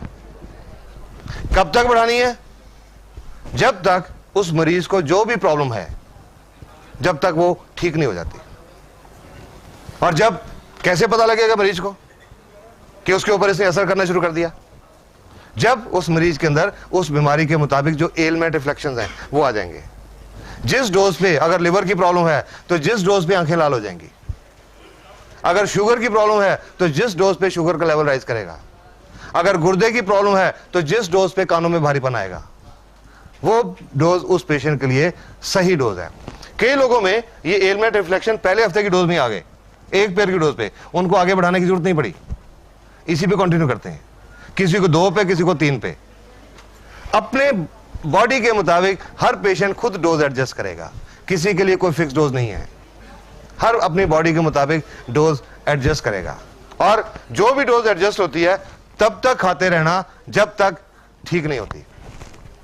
अब कई लोग ये सोच के कि जी 8 महीने लगेंगे, कई बार हेजिटेट करते हैं, क्योंकि आज का पेशेंट बहुत इम्पेशेंट है। आज का तो मरीज है, वो सोचता है कि मेरा जो प्रॉब्लम है, आज डॉक्टर ने दवाई लिखी, कल तक आराम आना चाहिए, नहीं आया तो दूसरे दिन आज आदमी डॉक्टर चेंज कर लेता है। दूसरे दिन किसी दूसरे डॉक्टर की दवाई, आराम नहीं आया तो तीसरे दिन तीसरा डॉक्टर। आज का पेशेंट इतना इम्पेशेंट हो चुका है। पर मैं तो जब गैनोडर्मा के बारे में बताता हूं, मैं हर एक को यही बात बोलता हूं, you have to be patient. मैं तो उनको ये बोलता हूं, you are a patient, remain patient for some time, take Ganoderma patiently, and after some time you will not remain a patient. Faith के साथ लीजिए, ठीक हो जाएंगी प्रॉब्लम्स, बहुत कुछ ठीक हो जाएगा। ये तो नॉर्मल तरीके से डोज स्टार्ट करते हैं। एक प्रॉब्लम होती है, एक तरह के पेशेंट होते हैं, उनको हम ये डोज स्टार्ट नहीं करते। कैसे पेशेंट? जैसे वो जलंधर वाले कैंसर अस्पताल से छुट्टी हुई थी कि कुछ दिनों के मेहमान हैं। ऐसे पेशेंट को हम ये नहीं बोल सकते कि पहले हफ्ते 1 पेयर लो, दूसरे हफ्ते 2 पेयर लो, तीसरे हफ्ते 3 पेयर लो। पेशेंट के पास इतना टाइम नहीं है, patient is running out of time. तो ऐसे पेशेंट को हम एक हैवी डोज देके एक चांस लेते हैं। ये नहीं बोलते अरे वो ओसाल वाले या राजीव गांधी वाले वो क्या करें, उनको क्या पता, आप हमारी ये खाओ ठीक हो जाओगे। No, I just tell them take a chance, ताकि जितना टाइम बचा है वो ठीक ठाक गुजर जाए। ऐसे पेशेंट को हम चांस लेते हैं 30 RG और 30 GL, 30 पेयर्स, 60 कैप्सूल की डोज स्टार्ट करते हैं ऐसे टर्मिनल कैंसर पेशेंट को। 30 कैप्सूल ये, 30 कैप्सूल ये। अब वो कैंसर का पेशेंट ऐसा, उसके जो रिश्तेदार, मैं बड़े लोगों को फेस कर चुका हूं, जब बताता था ये लेनी है, डॉक्टर साहब 60 कैप्सूल, मैं कहता हाँ जी, आई एम श्योर। मेरी बातें तो सुन के अच्छा जी चले जाते, बट आई एम श्योर मेरे क्लिनिक के बाहर जाके वो बातें करते होंगे कि डॉक्टर का दिमाग खराब हो गया। ठीक है ना, कि ये मरीज के अंदर तो कोई जान नहीं है, एक तो हड्डी का ढांचा रह गया बिजलियां लगने के बाद, इससे कोई रोटी नहीं खाई जाती, भूख ही नहीं लगती, कुछ खाता है तो उल्टी आ जाती है। ये 60 कैप्सूल कहां से खाएगा? नहीं खा सकता। ऐसा पेशेंट 60 कैप्सूल नहीं खा सकता, वो खिलाने का एक खास तरीका है। ये जो 60 कैप्सूल है, इनका हम पाउडर खोल लेते हैं, पाउडर निकाल लेते हैं 60 कैप्सूल का, 30 RG 30 GL, और एक ऐसी मिनरल वाटर की बोतल, उसमें आधा लीटर पानी, थोड़ा गर्म पानी, गुनगुना पानी, ये लेके ये जो 60 कैप्सूल का पाउडर है ये उसके अंदर डाल देते हैं। ढक्कन को अच्छी तरह बंद करके उस बोतल को जोर जोर से ऐसे शेक करते हैं, अप एंड डाउन डायरेक्शन, कम से कम 100 दफा, कम से कम 100 बार। इसको बोलते हैं पोटेंटाइज करना। ये एक होम्योपैथिक प्रिंसिपल है, पोटेंटाइज करना। और 100 दफा शेक करके जो आधा लीटर सस्पेंशन तैयार हो गई, वो उस कैंसर के मरीज को हर 5-10 मिनट में 1-2 चम्मच करके पिला देते हैं और 1.5-2 घंटे में ये पूरा खत्म कर देते हैं। इसको बोलते हैं डाइट थेरेपी। डाइट थेरेपी हर रोज उस कैंसर के पेशेंट को हम ये डाइट थेरेपी देते हैं, 60 कैप्सूल की डोज, महीना 1.5 महीना। और जिस पेशेंट को कैंसर अस्पताल ने बोला कुछ दिनों के मेहमान हैं और उनका महीना 1.5 महीना गुजर गया, कंडीशन थोड़ी स्टेबल होगी, बेटर होगी, उसके बाद डोज रिड्यूस करते हैं, फिर कम करते हैं, पर शुरू इस तरीके से करते हैं। और वो जो मैं कैप्टन राजेंद्र सिंह की और वो उनकी बात कर रहा हूँ, जलंधर वालों की, ये डोज उनको स्टार्ट कराई थी, ये कह के भगवान का नाम लो, जस्ट टेक ए चांस कि जितना टाइम बचा ठीक ठाक गुजर जाए। और आज इस डोज से बहुत सारे लोग कैंसर फ्री हो चुके हैं। लेकिन कोई झूठा दावा नहीं करता मैं ना डीएक्सन कंपनी कि इससे हर कैंसर ठीक हो गया। नहीं, हर कोई नहीं ठीक हुआ। कुछ ऐसे भी थे टर्मिनल पेशेंट जो नहीं बचे, लेकिन उसके बावजूद उनके रिश्तेदारों ने आके थैंक्स किया कि जितना टाइम वो जिए ठीक ठाक जिए। जो पहले दर्द होती थी अब वो दर्द नहीं होती थी, टीका नहीं लगाना पड़ता था। पहले खाना नहीं खा सकते थे, अब खाना खाते थे, चलते फिरते रहे। गैनो डब्बा ने बहुत अच्छा काम किया। ये डाइट थेरेपी ऐसे कैंसर के लोगों के लिए। एक और चीज होती है जिसमें डाइट थेरेपी काम करती है। कोई इंसान बहुत हेल्दी है, 130 किलो को हेल्दी कहेंगे क्या? लोग कहते हैं जी वो मेरी फलानी एक मामी है, वो बहुत हेल्दी है। हेल्दी नहीं कहेंगे इसको, बहुत अनहेल्दी है। 125-30 किलो का वजन है।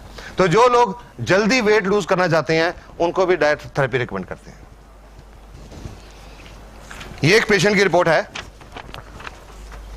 ये मलेशिया की रिपोर्ट है। ये आप इस आदमी को देखिए, इसका पेट देखिए। इनका वजन था 86.5 किलो, 86.5, और इनकी वेस्ट थी 42 इंचेस। इन्होंने ये डाइट थेरेपी शुरू की और साथ में बोलते हैं कि मैंने दोपहर को हल्का खाना खाया, सुबह शाम सिर्फ फल फ्रूट खाए, पाइनएप्पल, पियर, एप्पल, गुआवा और वाटरमेलन, सिर्फ फल फ्रूट सुबह शाम, और साथ में थोड़ी एक्सरसाइज की।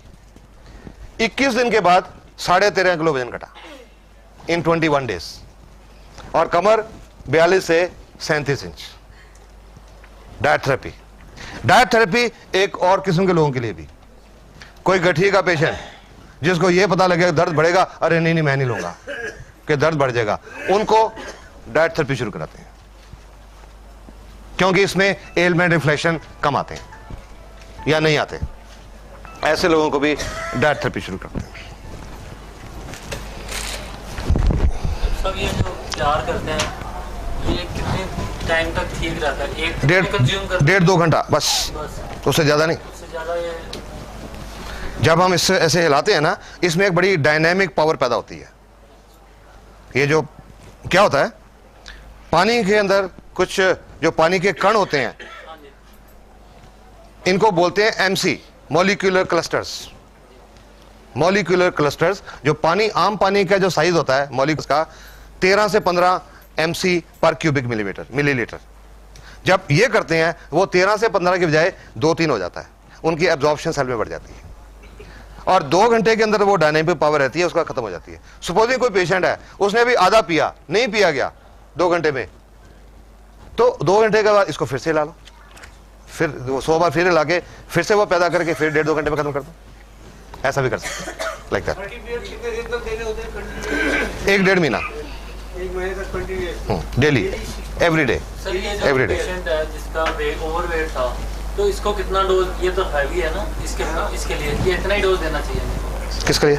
जो एक्सेस वेट है, जैसे 86 केजी है, फॉर एग्जांपल में गुजर गया है, और उनको जोड़ों पे भी दर्द है, उनको नॉर्मल 1, 2, 3 से शुरू कराओ, वो पैर बढ़ाएं, हाँ उसी से बढ़ाओ। तो उसी से एक पटियाला में एक औरत है, उनको गठिया है, उनको एक ही पैर स्टार्ट किया था, उन्होंने एक पैर बढ़ाया ही नहीं, 2 महीने तक एक ही पैर रहते रहे। 2 महीने में उन्होंने 8 किलो वजन लूज कर दिया, सिर्फ एक पैर से। अब उनका गठिया भी ठीक है और अब उनका वो भी ठीक है। हाँ जी, जनरली अगर पेयर ना बढ़ाए पहली डोज पे ही चलता रहे तो कब तक चलना है? क्या होता है? पेयर ना बढ़ाए जाएं और हाँ। एक ही डोज पे चलता रहे। हाँ हाँ, ये भाई साहब ने पूछा कि सपोजिंग हम पेयर नहीं बढ़ाएं, सपोजिंग पेयर नहीं बढ़ाए, सुन रहा हूं मैं सुन रहा हूं, मैंने देख भी लिया है। आप बहुत बातें सुन रहे हो, 8 महीने से मैं पेड़ खा रहा हूँ, पता है मेरे को कि सपोजिंग डोज नहीं बढ़ाएं, जैसे वो 1 2 3 की बोलते हैं, अगर आदमी एक ही पेड़ लेता रहे तो क्या असर, एक ही पेड़ कह रहे हैं ना, सुबह असर होगा। वैसे तो एक पेड़ की डोज हम उनको बताते हैं जिनको कोई प्रॉब्लम नहीं है, सिर्फ अपनी हेल्थ मेंटेन करने के लिए, ठीक है। तो अगर कोई बीमारी है तो हमको कम से कम 2 या 3 पेड़ की डोज तो चाहिए। सपोजिंग वो नहीं भी बढ़ाता, एक ही पेड़ लेता रहता है, तो उसके अंदर जो प्रॉब्लम है, जो 3 की पेड़ से मान लो 8 महीने में ठीक होती है, एक लेता है तो 2 साल लग जाएंगे, टाइम बढ़ जाएगा। वैसे उससे कोई फर्क नहीं पड़ता, थोड़ा टाइम ज्यादा लग जाएगा। लिए चाह रहा हूँ जैसे मैं ठीक हूँ हाँ। और शुरू करूँ तो एक बार हाँ, yes yeah for gaining same way go up to 3 pairs. हाँ जी, yes. How do we believe and why do we believe you that you are not giving us any steroids? Is it approved by any organization? Since you say that you got so many examples, has it been approved by WHO or anyone before we all start going ahead? Thank you, sir. Yeah. Thank you. No, it's a very valid question. It's a very valid question, and this question must be answered. Must be answered. Otherwise, we don't want to keep people in the dark. We are layman. Yeah, we don't want to keep the people in the dark. Okay. I'll just tell you.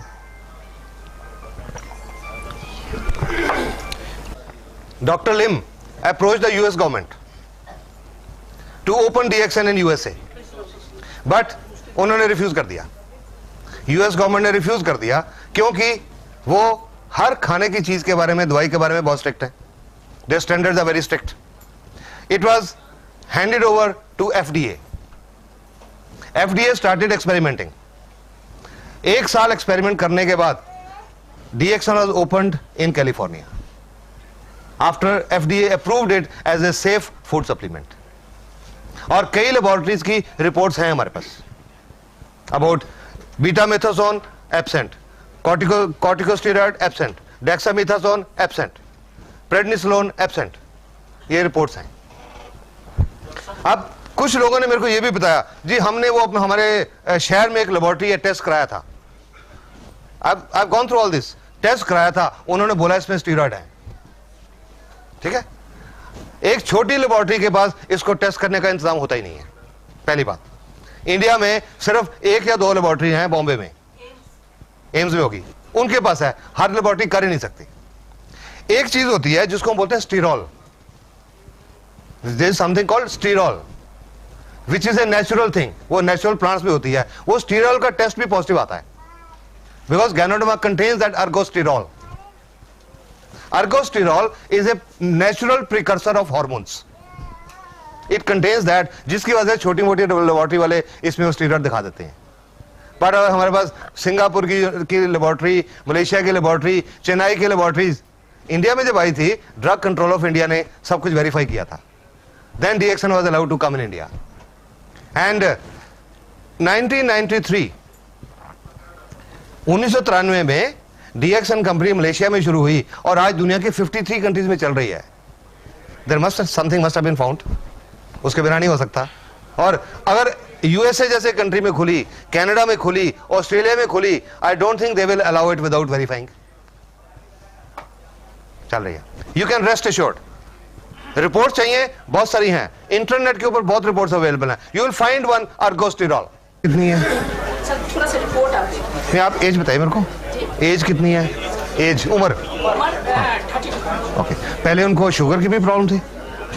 Problem उसको एक बार 3-4 साल का था तो fitness का problem था, तो काफ़ी लंबा इलाज चला था उसका। Doctor Das please, we are answering the questions now. ये क्वेश्चन हो सकता है और भी किसी के काम आएंगे। हाँ सुनिए, ये किडनी पेशेंट के बारे में बात कर रहे हैं, हम एक गुर्दे के पेशेंट की बात कर रहे हैं। सुनिए प्लीज। हाँ, तो वो फिटनेस डायलिसिस का इलाज चला था 6-7 साल।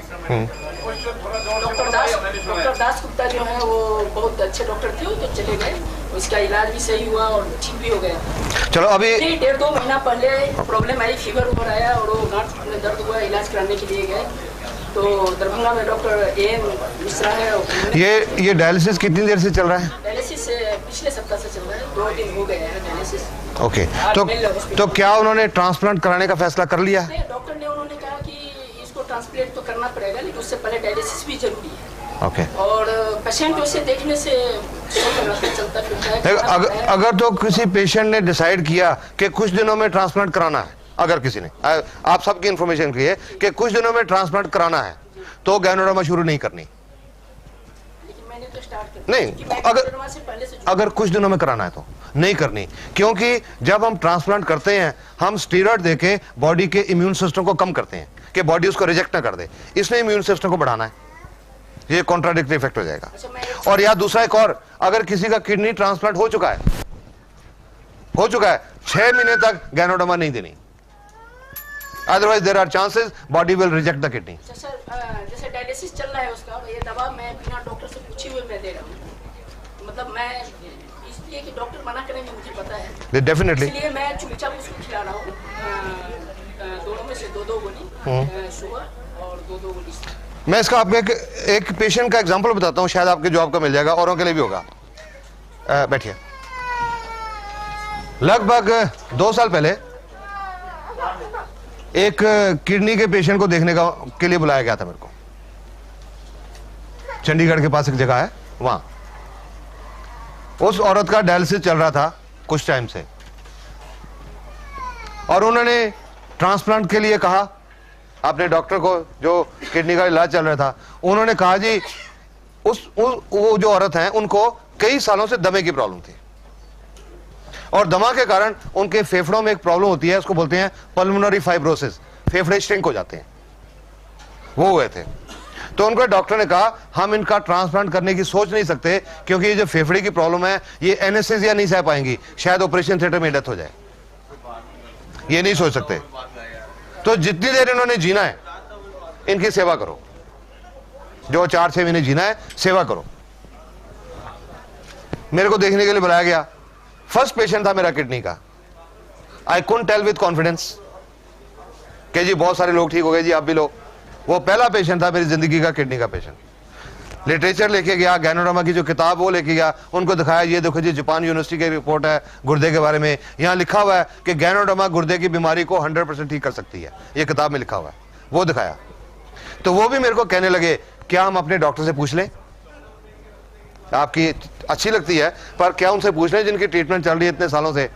तो मैंने उनको साफ बोला कि जरूर पूछिए, पर पूछने में एक प्रॉब्लम आ सकती है कि वो जो डॉक्टर हैं आपके, पता नहीं वो हर्बल के प्रति उनका ओपन माइंड है या नहीं, जड़ी बूटियों के प्रति ओपन माइंड है या नहीं।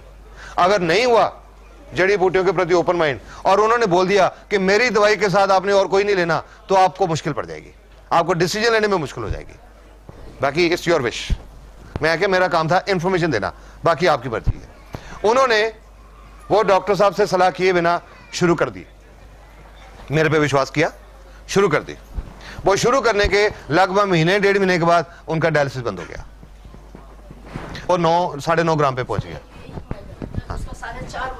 हाँ, आप सुनो ये पूरा।